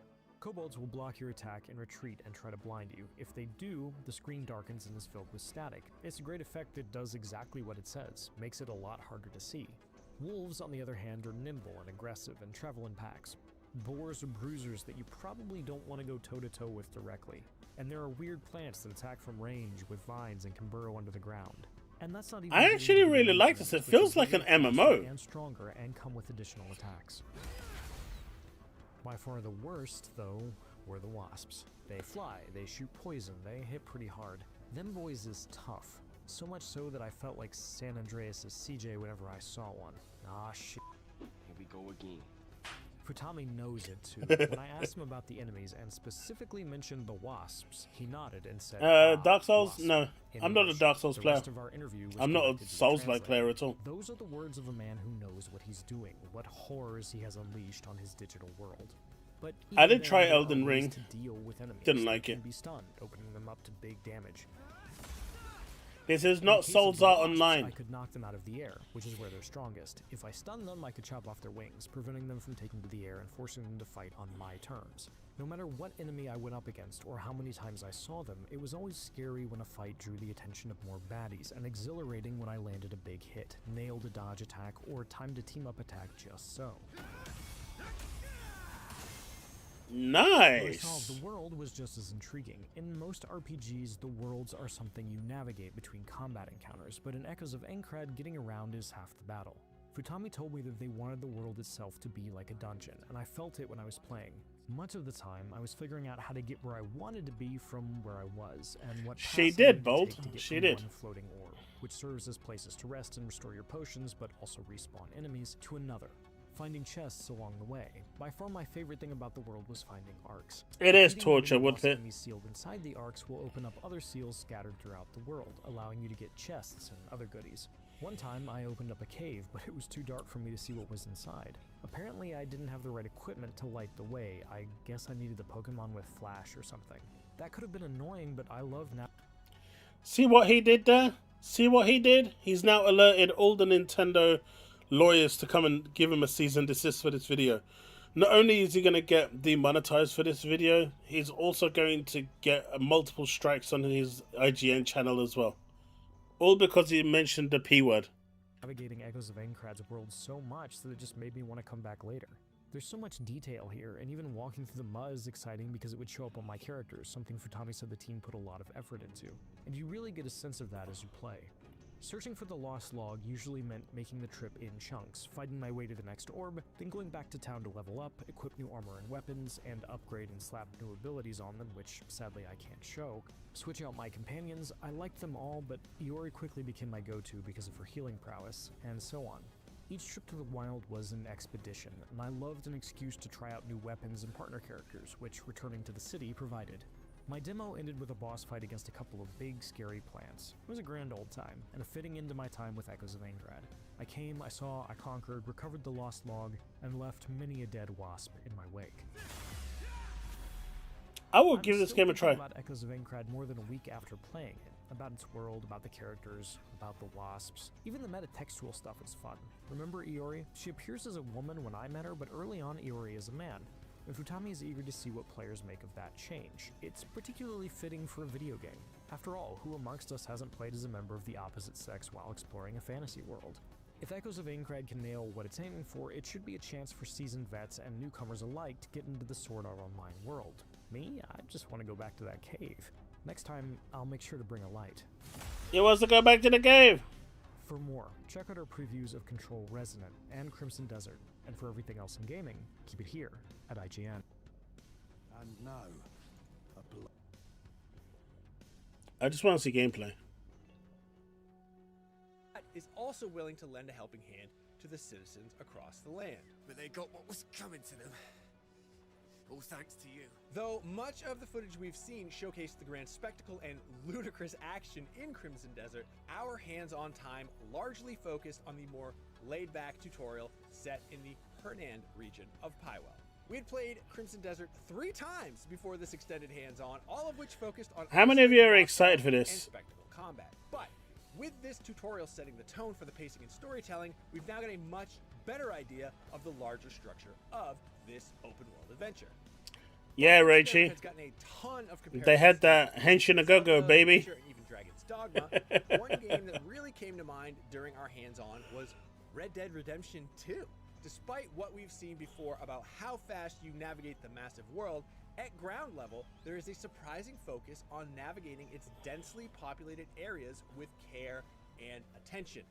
We spent a lot of time just wandering the back alleys, interacting with people going about their day, finding new shops and cooking recipes, and even uncovering optional activities that do a good job of making the world feel bustling and lived in. What a woeful fate. Some of our favorite moments from the opening hours came from seeing what sorts of side It quests does, right? townsfolk would pull us into. In one instance, we encountered a man who fell from his roof and needed help with cleaning his chimney. And that is exactly what we ended up doing for this side quest. We climbed up on the roof, positioned ourselves on the top of the chimney, and used our newly acquired broom to clear out the gunk to help the husband get some relief. Oh, my back. You've done me a huge favor there. Would you come off it, woman? Despite the tone and action being serious, we're pleased to see how much humor and quirkiness were packed into Crimson Desert's opening hours. There are plenty of enemy bases to topple. But That's because I didn't jump on it today, Jesse. Games of rock, paper, scissors. If we had got to the end of the stream earlier, then I would have jumped on a bit of marathon today. No crying if you lose. There's even a quest that had us rescue an abducted sheep to cheer up an upset child, and seeing the very serious Cliff engage in such activities was much more amusing than we expected. Now is this the friend you were looking for? That's not Wooly. Wooly's got a fluffier tail. Cliff begins his journey with a fairly modest skill set and knowledge of the world, and as in traditional open world action games, the larger pull of Crimson Desert will be to expand his abilities and insight. When you pick up quest information, recipes, and even bounty notices for roaming targets, Cliff will expand his knowledge and fill out his records of all the wildlife, characters, and important events of the world. We were impressed to see how much was packed into this comparatively modest section of the massive game world. Seriously, massive, looking man. at the map had us taken aback by how large Pywell was. It was interesting That's to take huge. in Crimson Desert's pacing, and its deliberately detailed approach to navigating and interacting with the world initially took some time to get used to. Even as a tutorial, we were kind of surprised to see how much time is spent on getting players to really take in the many features and opportunities to find. Granted, it is very much in the vein of Red Dead Redemption 2's movement and interaction, but admittedly we felt overwhelmed by just how much you could interact with. You can actually go up to nearly all citizens. Have a to good greet night, them or Ghosty. even rob them, provided you have a mask to That guy's huge. of course. What the hell, man? Despite the range of activities, Crimson Desert is also a combat-heavy game, and even with Cliff's limited skills, the battles you can get into are quite brutal to see unfold. Initially, we started brawling with bandits and goblins around the city. Still, eventually, things took a turn when rival knights and other faction leaders started looking to get a piece of Cliff. The mini-boss battle against Matthias was a particularly thrilling fight, and even as one of the early encounters, it did a good job of showing how visceral the battles can get. Foot in the face. Eventually, Cliff will make trips to the mythical Abyss realm, where we navigated a series of floating ruins far in the sky. Stepping into these visually stunning environments was one of the best moments from our hands-on time, and it also gave us a jaw-dropping view of the world's vast landscape. These are also segments that introduce the new Abyss powers in some puzzle platforming challenges. These magic powers elevate Cliff's combat and traversal skills. I know, Red Bold. Force-style powers to manipulate objects and use a force jump ability to propel him off the ground.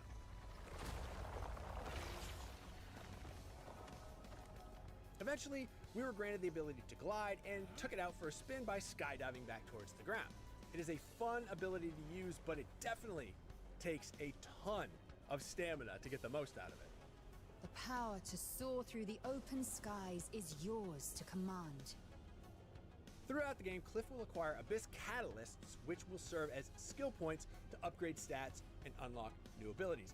These upgrades include improved jumping and more combat skills such as a suplex and more advanced sword strikes. In addition to Is it just me? I'm not sold on this game. Of the Grey Mane faction I system, guess which it just focuses isn't on for me. Building up crew, sending them on missions, and gaining new resources. I don't know what it Though is. We weren't able to see it evolve much. It was impressive to see that it's actually a full-fledged management system that will continue to grow as you explore the world. We really enjoyed the flow. I'm happy for people that are interested in this, but it really just doesn't appeal. Based on our previous hands-on time, Crimson Desert currently feels much more intuitive and less complicated with its controls. Still, it had the recurring issue of being too complicated for its own good, with its systems trying to cram actions and features into a fairly limited set of submenus and combinations. For instance, you'll often have to manually equip key items and gear to activate some prompts, which can feel cumbersome. This all ties back into the attempts to make players feel like they're having a more tangible connection to the world, but it can often feel too overcomplicated for its own good. It needs a paraglider, right? We also got a chance to get another look at the mid-game of Crimson Desert, which saw a powered-up Cliff take on new enemies and a more powerful boss that matches up to his souped-up skills. Moreover, Crimson Desert also includes new party members that can be swapped in if you want to try a different combat style. While Cliff is still the central protagonist, playing as the tanky berserker Unka or the nimble and fierce Damien offers up some fun alternatives to Cliff's playstyle. It does well to showcase the variety within Crimson Desert and how the game will ramp up with more zany encounters that blur the lines between a high fantasy adventure and steampunk fantasy. Even with the lengthy hands-on time, we were still only scratching the surface of the larger adventures to be had in Crimson Desert. Single player. Games in the past that try to go for large. See, co-op, I could have probably got my head around it. Really justify the need to go big and bold. But we were honestly quite impressed to see that Crimson Desert is not only presenting a case for its take on an open-world action-adventure game, it is also having fun with the concept by pushing. Byron, I prefer more linear experiences in general. In the sprawling world. So far, Crimson Desert is showing everything. A lot of promise. It's certainly been on minds for many, except Switch 2 years now, which has invited a host of comparisons with other large-scale games. But our extended hands-on time has made us feel optimistic and intrigued by the game's maximalist action style. And that's gotten us plenty interested in seeing if the full game can deliver on reaching the same highs as other genre greats. For more on the latest upcoming games, check out our... Yeah, I don't know. I've just never really truly been into these experiences. I've got nothing against people that like them at all. You know, more power to you. I just think it's just, I don't know. I can't get excited. Maybe it's because I've got like a tainted view from Crimson Desert, right? Maybe that's it. But I think the overhype for this game is going to hurt it. It's hyped way too much.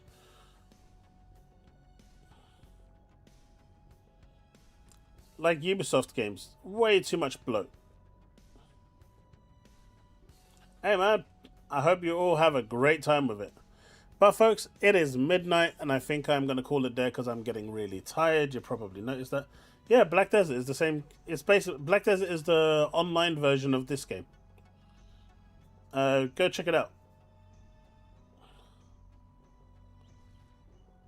Black Desert, but that's what I said.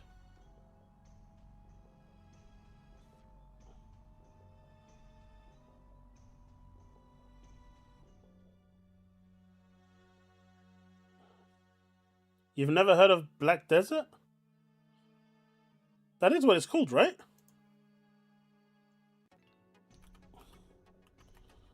Black Desert. Yeah.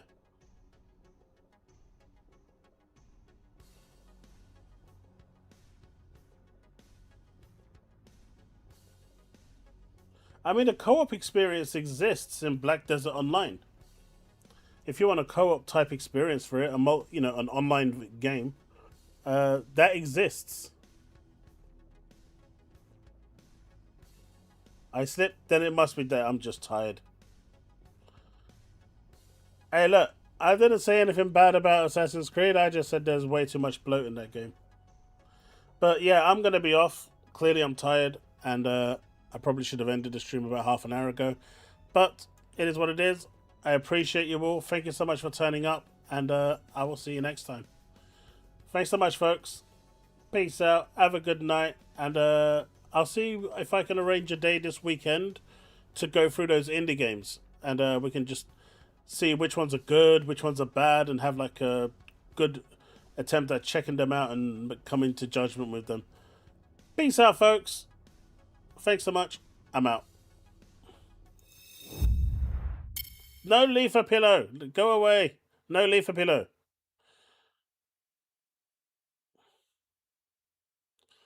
Now, I don't mind the Tifa pillow.